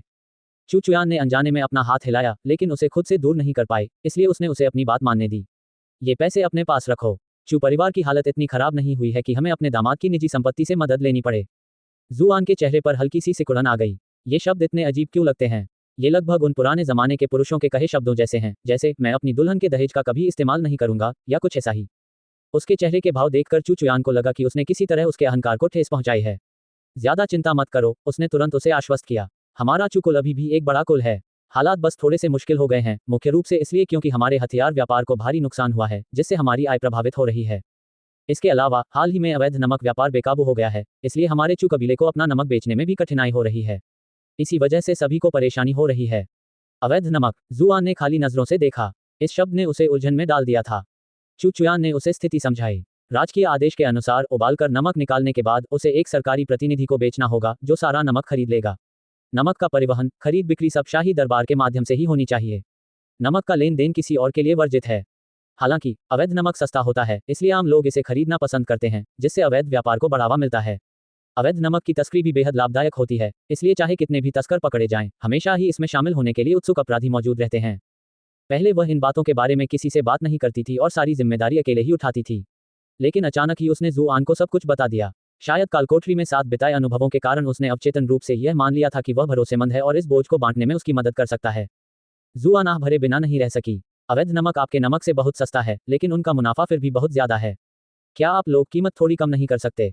इससे अवैध नमक के व्यापार के लिए कोई गुंजाइश नहीं बचेगी और कोई भी अवैध नमक खरीदने का जोखिम नहीं उठाएगा। काश ये इतना आसान होता, चू चुयान ने गहरी सांस लेते हुए कहा। क्या आपको लगता है कि हम नमक की कीमत इतनी ऊंची रखना चाहते हैं? बात बस इतनी है कि नमक को कानूनी रूप से बेचने की लागत अवैध रूप से बेचने की लागत से कहीं ज्यादा है, और ये तो सरकार द्वारा अपने अधिकार का दुरुपयोग करने के अन्य तरीकों को तो छोड़ ही दीजिए। उदाहरण के लिए नमक के परमिट ही ले लीजिए। हमें प्रत्येक परमिट के लिए अधिकारियों को 1.5 चांदी के सिक्के देने पड़ते हैं, और प्रत्येक परमिट से हमें केवल लगभग 200 जिन एक नमक बेचने की अनुमति मिलती है। इन परमिटों को हासिल करने में ही बहुत पैसा खर्च हो जाता है। इसके अलावा परमिटों की कमी होने की संभावना को देखते हुए हमें कुछ परमिट पहले से खरीदने होंगे। इससे मूल लागत 1.5 चांदी के टैल्स के अलावा 2.1 चांदी के टैल्स और जुड़ जाएंगे। ये सभी लागतें अदालत ने हम पर थोपी हैं। अन्य परेशानियां जैसे कि अदालत द्वारा मांगे गए योगदान भी हमारी लागत को बढ़ा देते हैं। अब आप कल्पना कर सकते हैं कि कानूनी रूप से नमक बेचने में कितना खर्च आता है। चू चुयान को इन सब बातों की अच्छी समझ थी। नमक पकाने और उसे तैयार करने में हमें केवल 10 कियान दोग लगते हैं। लेकिन इन सभी अतिरिक्त खर्चों को घटाने के बाद और कीमतों में मौसमी उतार चढ़ाव को ध्यान में रखते हुए हमें तभी लाभ होता है जब हम अपना नमक 100 से 300 कियान प्रति जिन के बीच बेचते हैं। दूसरी ओर अवैध नमक की कीमत इतनी अधिक नहीं होती, इसीलिए यह 20 से 30 कियान प्रति जिन के भाव से बिकता है। भला हमारा वैध नमक कौन खरीदेगा? जुआन ने उसे अचंभित भाव से देखा। उसने कभी उम्मीद नहीं की थी कि शांत, सुरुचिपूर्ण और अलौकिक देवी चू चुयान व्यापार संबंधी मामलों पर इतनी विस्तार से, यहाँ तक कि सूक्ष्म बारीकियों तक बात करेंगी। तुम मुझे क्यों देख रहे हो? चू चुयान ने भी उसके चेहरे के भावों में बदलाव देखा। उसके गाल गर्म होने लगे। जुआन ने धीरे से उसके हाथ अपने हाथों में लिए। इतने बड़े कबीले के मामलों को तुम्हें अकेले ही संभालना पड़ा है, और वो भी इतने सालों तक। यह जरूर मुश्किल रहा होगा, उसने गंभीरता से कहा। शायद हाल ही में लगी गंभीर चोटों के कारण उसका शरीर, हृदय और मन सभी थोड़े नरम पड़ गए थे। जुआन की बातें सुनकर चू चुयान का दिल अचानक दुख से भर गया। इतने सालों में उसने अपनी इन परेशानियों के बारे में पहले कभी किसी से बात नहीं की थी। हालांकि उन्हें खेती करना पसंद था, लेकिन उनका अधिकांश ध्यान चू कबीले के व्यवसायों के प्रबंधन पर केंद्रित करना पड़ता था। अगर ऐसा न होता तो उनकी प्रतिभा को देखते हुए उनकी साधना शायद पहले ही एक अलग स्तर पर पहुंच चुकी होती। इतना ही नहीं, उसे बचपन से ही प्रेम उपन्यास पढ़ने का बहुत शौक था। दूसरी लड़कियों की तरह उसे भी रोमांस और प्यार से जुड़ी हर चीज पसंद थी। फिर भी दूसरों को प्रभावित करने के लिए वह हमेशा एक कठोर और घमंडी रवैया अपनाती थी। समय के साथ वह खुद भी अपने असली रूप को भूलने लगी थी। कोई बड़ी बात नहीं है, मुझे तो इसकी आदत बहुत पहले ही पड़ चुकी है। चू चुयान ने अपनी भावनाओं को शांत करने के लिए गहरी सांस ली। उसकी नजर धुंधली हो गई और उसने जुआन की नजर से बचने के लिए मुंह फेर लिया। जुआन की आवाज भावनाओं से भरी हुई थी। अब से सब कुछ अलग होगा। अब मैं तुम्हारे साथ हूं। मैं तुम्हारे कुछ बोझ कम करने में तुम्हारी मदद करूंगी। जब उसने उसकी तीव्र निगाहों को देखा तो चू चुयान का दिल अचानक कांप उठा। उसने सहज ही उसे धक्का देकर दूर कर दिया। माफ कीजिए, मैंने आज कुछ ज्यादा ही बोल दिया। उसने उसके जवाब का इंतजार नहीं किया। वह एक बार भी पीछे मुड़े बिना भाग गई। जुआन पूरी तरह से अचंभित रह गई। ये सब क्या हो रहा है? मैंने इतनी गंभीर प्रतिज्ञा कर ली है। क्या तुम कम से कम मुझे जवाब तो दे सकते हो? जैसे ही उसने चू चुयान की घटी हुई आकृति को देखा, जुआन ने अपनी ठुड्डी सहलाना शुरू कर दिया, मानो वह अपने पिछले संसार के किसी दबंग सीईओ की हूबहू नकल कर रहा हो। औरत, तुमने मेरा ध्यान आकर्षित करने में कामयाबी हासिल कर ली है। अल्पविराम। जब जुआन आखिरकार अध्ययन कक्ष से बाहर निकला तो अचानक उसके पेट में गुड़गुड़ाहट हुई। तभी उसे एहसास हुआ कि उसे रात के खाने के लिए किसी ने नहीं बुलाया था। अभी जो कुछ हुआ था उसके बाद किन वानरू उसे बिल्कुल भी नहीं देखना चाहती थी। किसी भी हालत में वह उसे अपने साथ भोजन करने के लिए नहीं बुलाएगी। ऐसा लग रहा था कि मैडम का गुस्सा देखने के बाद कोई और भी इस झंझट में फंसना नहीं चाहता था। जुआन को ऐसा लगा जैसे उसे पूरी तरह से भुला दिया गया हो। चूंकि उसे घर पर खाने के लिए कुछ नहीं मिल पाएगा, इसलिए उसने सोचा कि वह बाहर ही तलाश करेगा। क्या क्यू होंगलेई ने उसे मिलने के लिए आमंत्रित नहीं किया था? फिर तो वह उससे मुफ्त में खाना खा लेगा। इसके अलावा उसे शांग लियू का सीप भी वापस लाना था। उसने चेंग शॉपिंग से निमंत्रण पत्र वापस ले लिया। जब चेंग शॉपिंग ने सुना कि वह अमर निवास जा रहा है तो वह चौंक गया। युवा स्वामी महोदया कुछ देर पहले ही आपसे नाराज हुई थीं। क्या ऐसे समय में आपका बाहर जाना थोड़ा अनुचित नहीं है? अगर तुम और मैं इस बारे में बात नहीं करोगे तो मैडम को कैसे पता चलेगा? जुआन ने चिढ़कर कहा। वैसे भी मैडम का गुस्सा शांत हो चुका है। तुम्हें चिंता करने की जरूरत नहीं है। हालांकि उसने अनौपचारिक ढंग से बात की, फिर भी चेंग शॉपिंग पूरी तरह से आश्वस्त नहीं थी। जुआन ने चेंग शॉपिंग के कंधे पर थपथपाते हुए कहा, क्या तुमने नहीं कहा था कि अगली बार जब मैं अमलोक जाऊंगा तो तुम मेरे साथ चलना चाहोगे? देखो, ये युवा स्वामी तुम्हारे साथ कितना अच्छा व्यवहार करता है। बस मेरे पीछे आओ और तुम्हारा ज्ञान बढ़ेगा। उसके इस निमंत्रण से चेंग शॉपिंग बुरी तरह डर गया। युवा स्वामी, कृपया मुझे बख्श दीजिए। मैं अभी थोड़ा और जीना चाहता हूँ। मैडम के गुस्से का सामना करने का ख्याल ही उसे बुरी तरह डरा देता था, और अगर दूसरी लड़की को इस बारे में पता चल जाता तो उसे जो भयानक मार पड़ती उसका तो वह सोच भी नहीं सकता था। उसने जोखिम लेने की हिम्मत नहीं की। अपने ओहदे की वजह से छोटे मालिक को शायद हल्की फुल्की डांट से ही काम चल जाए, लेकिन मैं तो बस एक मामूली नौकर हूँ। मेरी तो जमकर पिटाई होगी।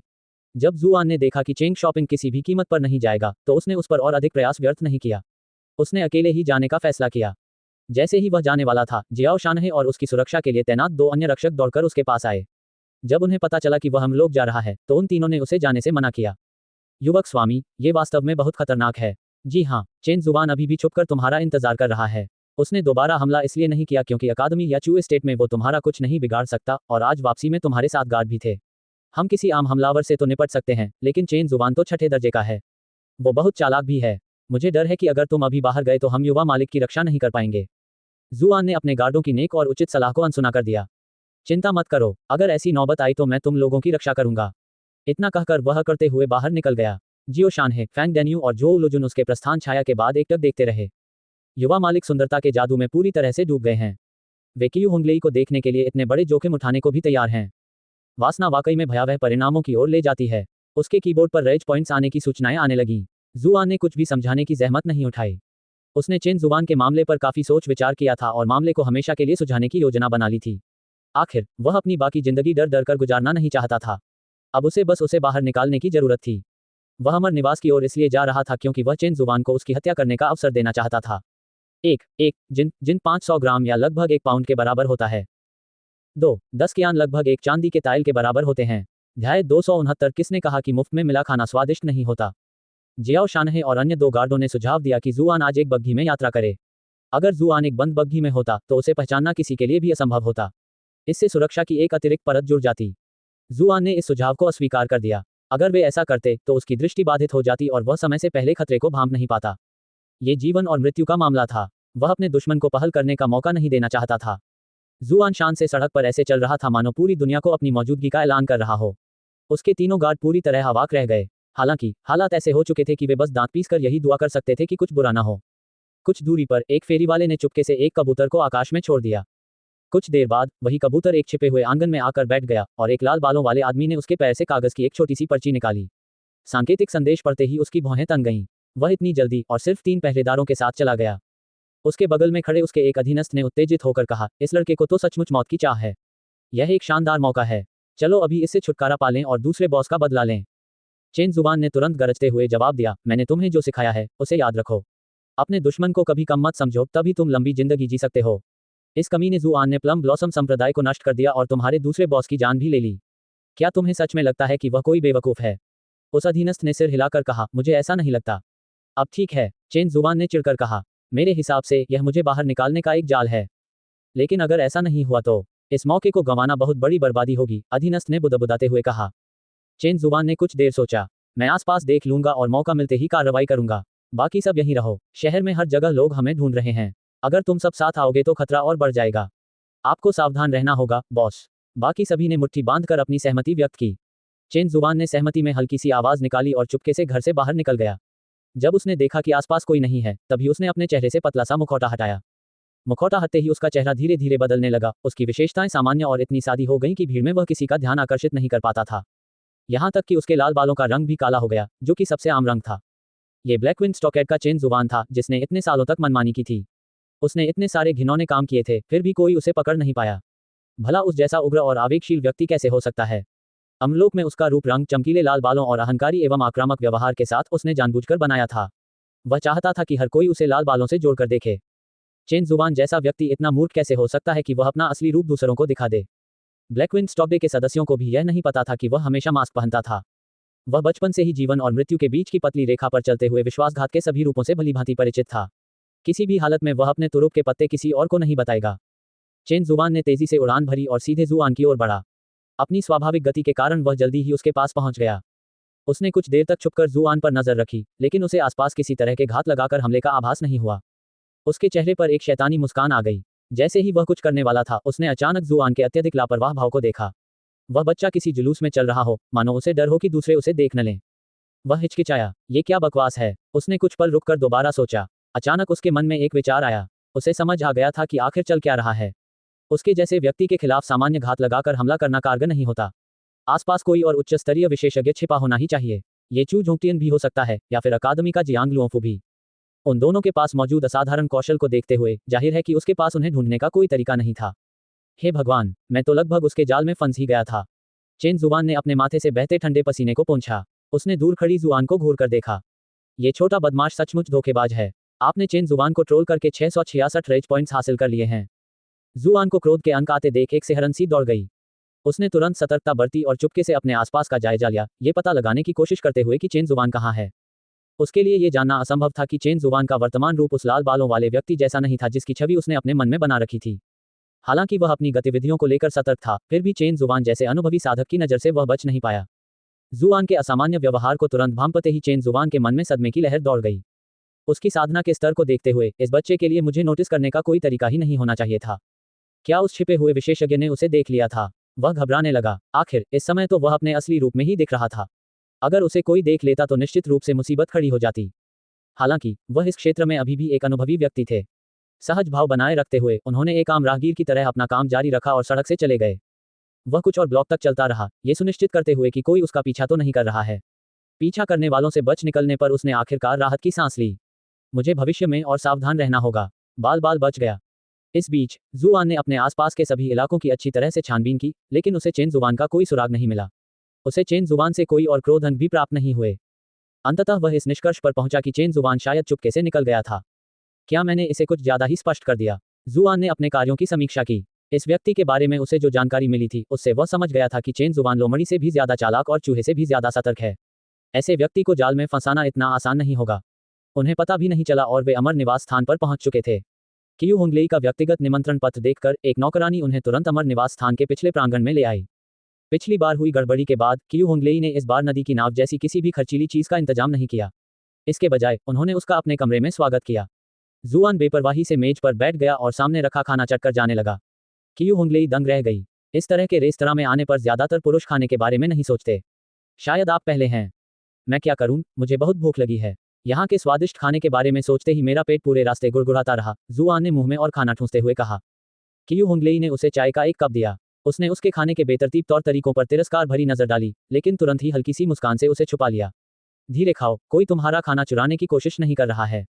उसके चेहरे के भाव इतने मोहक थे कि मानो किसी की आत्मा ही निकल जाए। अफसोस की बात यह थी कि जुआन पूरी तरह से अपने भोजन में मग्न था और सामने के खूबसूरत नज़ारे पर उसका जरा भी ध्यान नहीं था। वैसे मेरे वो दोस्त कैसे हैं? जुआन ने उसे दी हुई चाय पीते हुए पूछा। कियू होंगलेई की मुस्कान और चौड़ी हो गई। क्या तुम वफादार नहीं हो? चिंता मत करो, उनका अच्छे से मनोरंजन किया जाएगा ताकि उनकी यात्रा व्यर्थ न जाए। जुआन उसकी स्पष्ट बात सुनकर थोड़ा हैरान रह गया। वह तो बस उन लोगों को भी कुछ खिलाना चाहता था। अचानक उसे ऐसा क्यों लग रहा था जैसे उसने कोई बड़ा पैकेज ले लिया हो। आखिरकार कियू होंगलेई की हैसियत को देखते हुए उनकी व्यवस्थाएं खराब कैसे हो सकती थी? उन लोगों को तो वाकई बहुत अच्छा सौदा मिल रहा है। उस बेवकूफ चेंग शॉपिंग को पता ही नहीं कि वह क्या खो रहा है। रुकिए, मुझे उनके खर्चों का भुगतान नहीं करना चाहिए। धिक्कार है, मेरे साथ धोखा हो गया। मैं तो यहाँ सिर्फ मुफ्त खाना खाने आया था। मुझे अपने लिए कुछ खास नहीं मिला, जबकि वो लोग मजे कर रहे हैं। फिर भी मुझे ही भुगतान करना पड़ रहा है। वह अपनी मूर्खता पर खुद को कोसने लगा। तभी कियू होंगलेई की जिज्ञासा जागी, क्या गौरवशाली चुवंश तुम्हें एक वक्त का खाना भी नहीं देता? ये थोड़ा जटिल है। जुआन ने उसे अपने और किन वानरों के बीच हुई घटनाओं का संक्षिप्त विवरण दिया, जिसमें कुछ गोपनीय विवरण छोड़ दिए गए थे। कियू होंगलेई का आक्रोश स्पष्ट रूप से झलक रहा था। चू परिवार युवा स्वामी जैसे चरित्रवान और सक्षम व्यक्ति के साथ इतना बुरा व्यवहार कैसे कर सकता है? होंगलेई को युवा स्वामी की जगह अन्याय का अनुभव हो रहा है। जुआन मुस्कुराया। क्या मैं इसे इस तरह समझूं कि तुम गुपचुप तरीके से चू कबीले और मेरे बीच कलह पैदा करने की कोशिश कर रहे हो? कियू होंगलेई ने नाखुशी से नाक सिकोड़ी। मैंने तो बस इसलिए कहा क्योंकि मैं युवा स्वामी को मित्र मानती हूँ। वरना भला ब्राइटन मून ड्यूक के खानदान के बारे में बुरा बोलने की हिम्मत कौन करेगा? उसने नखरे से कहा। कोई बात नहीं, तुम्हारी नेक शख्सियत पर शक करना मेरी गलती थी। जुआन ने मन ही मनाह भरी। सब कहते हैं कि वेश्यालय की लड़कियां जानती हैं कि किसी को अच्छा महसूस कराने के लिए क्या कहना चाहिए। लगता है आज मुझे इसका प्रत्यक्ष अनुभव हो गया। हालांकि उसे यह स्पष्ट था कि यह लड़की अभी भी नाटक कर रही थी, फिर भी यह बहुत अद्भुत महसूस हुआ। कियू होंगलेई मुस्कुराए। इस साधारण लड़की में कोई महान चरित्र नहीं है। मैं तो बस एक साधारण लड़की हूँ। मैं वास्तव में आभारी हूँ कि युवा स्वामी को मेरी बातें संकीर्ण सोच वाली नहीं लगी। लेडी कियू मजाक कर रही होंगी। इसे अदूरदर्शी कैसे माना जा सकता है? फिर ब्राइटन मून शहर के उन अनगिनत पुरुषों को क्या कहें जो आपके सामने नतमस्तक होते हैं? जुआन ने मुस्कुराते हुए जवाब दिया। इससे कोई फर्क नहीं पड़ता कि कितने ही पुरुष मेरे सामने झुकते हैं। अगर मैं युवा स्वामी का दिल नहीं जीत सका तो ये सब व्यर्थ है। कियू होंगलेई की विशाल और खूबसूरत आंखें उसकी आंखों में गड़ी हुई थीं, दो सुंदर घूमती हुई झीलें जो एक मोहक चमक से भरी हुई थीं। जुआन ने मन ही मन उसकी क्षमताओं की प्रशंसा की। यह महिला सचमुच एक मोहक चुड़ैल थी, ऐसी जो दूसरों को सीधे नरक में खींच ले जाती थी। कियू होंगलेई स्पष्ट रूप से बात को ज्यादा आगे नहीं बढ़ाना चाहती थी। उसने तुरंत अपनी निगाहें नर्म करते हुए कोमल स्वर में कहा, वैसे क्या ये सच है कि सुबह युवा स्वामी पर चेन जुआन ने हमला किया था? खबर वाकई में लेडी कियू तक बहुत जल्दी पहुंच जाती है, जुआन ने आश्चर्य से कहा। कल रात चेन जुआन ने मुझ पर भी लगभग हमला कर दिया था, इसलिए मैं उसके बारे में हर जानकारी पर विशेष ध्यान दे रही थी। स्वामी जी, कृपया थोड़ी देर रुकिए। कियू होंगलेई अचानक उठी और जल्दी से भीतरी हॉल में चली गई। थोड़ी देर बाद वापस आकर उसने स्वामी जी को जेड की पट्टियों का एक सेट दिया। कृपया इसे स्वीकार कीजिए स्वामी जी, शायद इससे आपको कुछ मदद मिल जाए। जुआन दंग रह गया। उसने चमकदार सतह पर कुछ शब्द देखे, दर्पण मृग तृष्णा।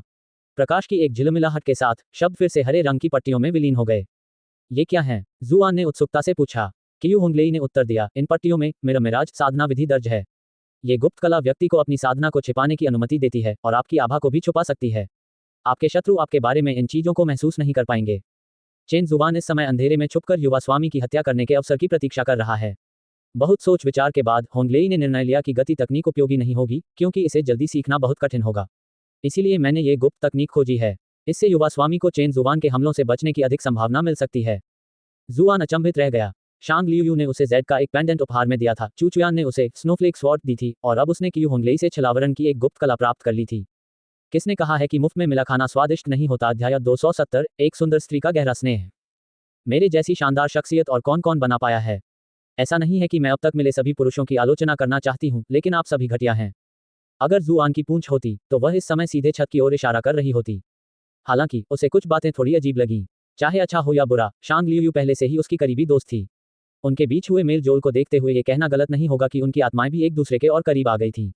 चू चुयान के बारे में तो बात करने की जरूरत ही नहीं थी, आखिरकार वह उसकी पत्नी थी। दोनों ने मिलकर जीवन मरण की परीक्षा पास की थी और एक दूसरे से बेहद अंतरंग बातें भी की थीं। उन्हें इस तरह की चीजें देना बिल्कुल भी अजीब नहीं था।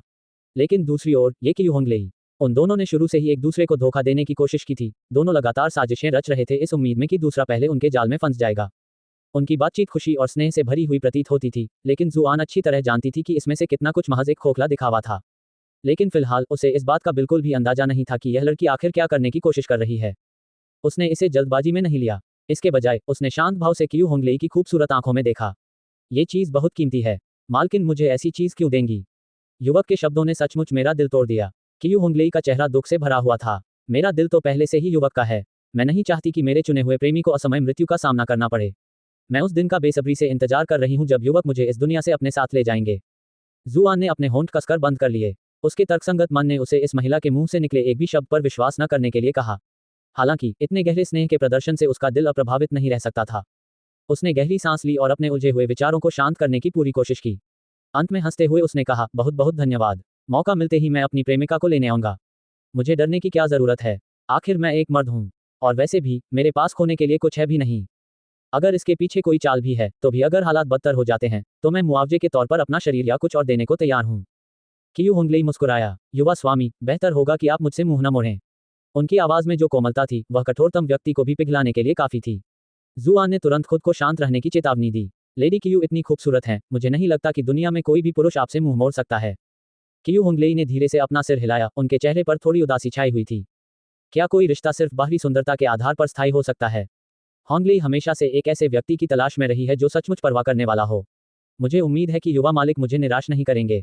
Damn it, I can't take it anymore. This woman is too bloody good. Ahem, since this mirage can hide one's cultivation and aura, I wonder if the lady's cultivation is extremely high. Was this the skill you used to deceive the eyes of everyone in Brightmoor City? Q Hongli smiled. The young master's imagination is truly rich. All types of guests come to Immortal Abode, and Hongli only has a small reputation. Many of them bring all sorts of precious gifts, hoping to see me smile. How could I refuse them? That's why I've ended up collecting so many secret manuals. If the young master has a need, you can see if there is anything else that catches your eye. Zuan felt as if he was being tossed about in a storm.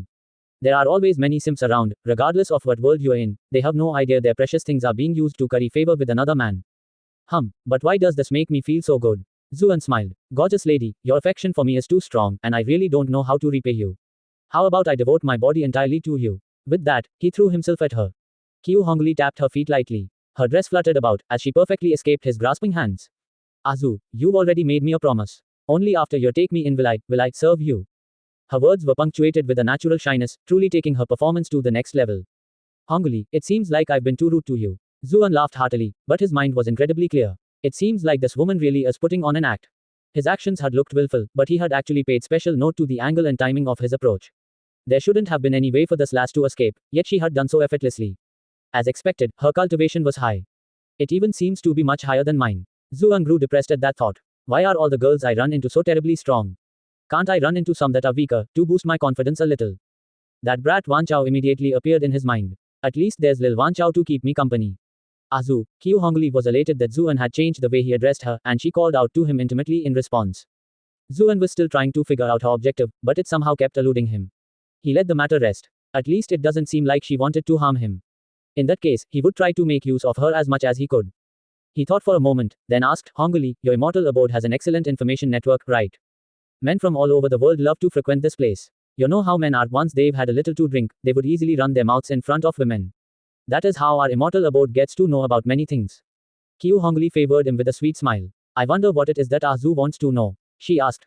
Do you know about the situation surrounding the illicit salt trade in Brightmoor City? Zuan's mind came to rest on the issue that was troubling Chu Chunan deeply. He couldn't help but ask about this. The illicit salt trade. Qiu Hongli's heart skipped a beat. Zhu is worried about the Chu clan's current situation. Hongli is exceptionally intelligent, as expected, Zuan said with a bitter smile. The Chu clan is slightly troubled by the rampant trade in illicit salt and is struggling to find a suitable way to deal with this issue. He wanted to test the waters using the Chu clan's current situation, in order to see which side Qiu Hongli was on.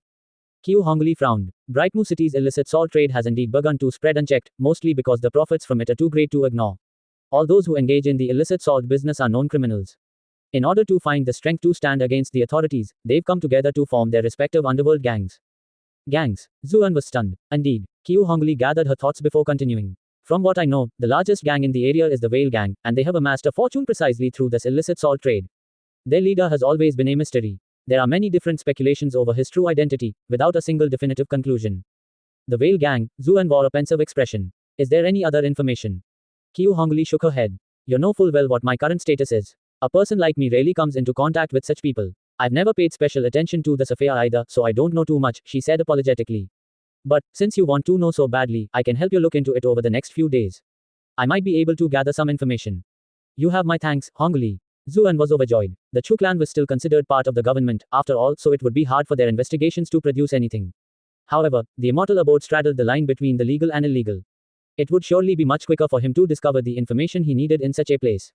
Moreover, Qiu Hongli's status would help to move things along as well. Why is there a need for thanks between us?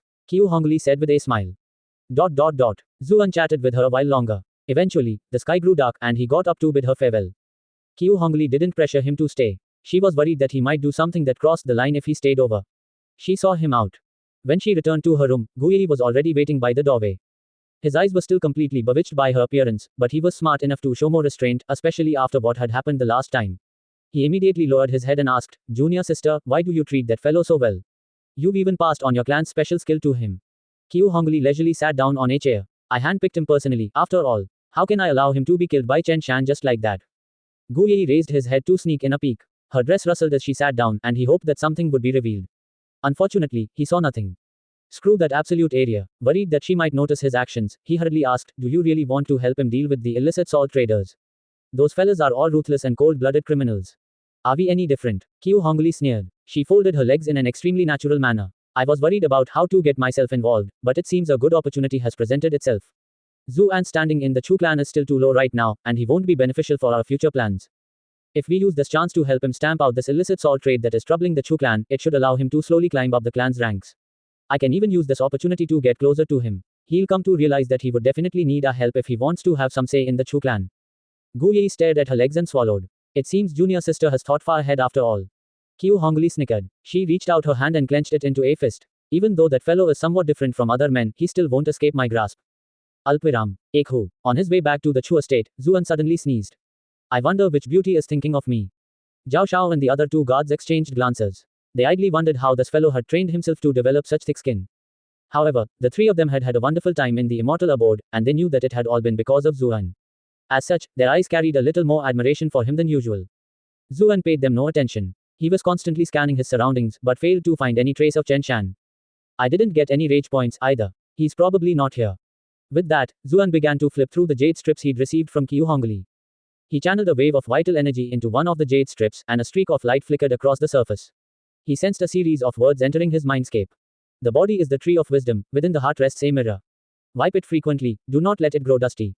Upon careful study, he discovered that the principles of the secret art bore a similarity to the Buddhist philosophy of his previous world. They both pursued a state of nothingness. यदि कोई व्यक्ति अपनी साधना और आभा को पूरी तरह से छिपाना चाहता है, तो उसे पहले शून्य बनना होगा. जैसे जैसे वह शून्यता को और अधिक समझने लगा, वैसे वैसे छिपाने का प्रभाव बढ़ता गया. इससे वह अपनी साधना को उच्च स्तर के विशेषज्ञों से भी छिपाने में सक्षम हो गया. वापसी की यात्रा के दौरान वह इस गुप्त कला के सिद्धांतों पर चिंतन करता रहा. जैसे ही वे चू एस्टेट पहुंचने वाले थे, जियाओ शान, फैंग दानियू और जोउ लुजुन तीनों अचानक पीछे मुड़े और आश्चर्य से एक जैसी चीखें निकालीं. क्या हुआ? जुआन ने पूछा. कुछ नहीं, हो सकता है हमारी समझ गलत हो. छोटे मालिक अभी अचानक गायब हो गए थे. जोउ लुजुन ने जवाब दिया. बाकी दोनों ने सहमति में सिर हिलाया. उनकी आशंकाओं के बावजूद, जुआन स्पष्ट रूप से अभी भी वहीं थी. क्या ऐसा हो सकता है कि उन्होंने अमर निवास में कुछ ज्यादा ही मौज मस्ती कर ली हो और उनका दिमाग कमजोर हो गया हो? ऐसा लगता है कि भविष्य में हमें थोड़ा और संयम बरतने की जरूरत है. तीनों गार्डों के दिलों में शर्म की आग जल रही थी. इसके विपरीत, जुआन बेहद खुश था. आखिर वह असाधारण प्रतिभा का धनी था. उसने इतनी जल्दी ही इस गुप्त कला में महारत हासिल कर ली थी. जब वह जागीर में पहुंचा तो जुआन पहले अपने कमरे में लौटा, फिर चुपके से चूचुयान के निवास की ओर चल पड़ा।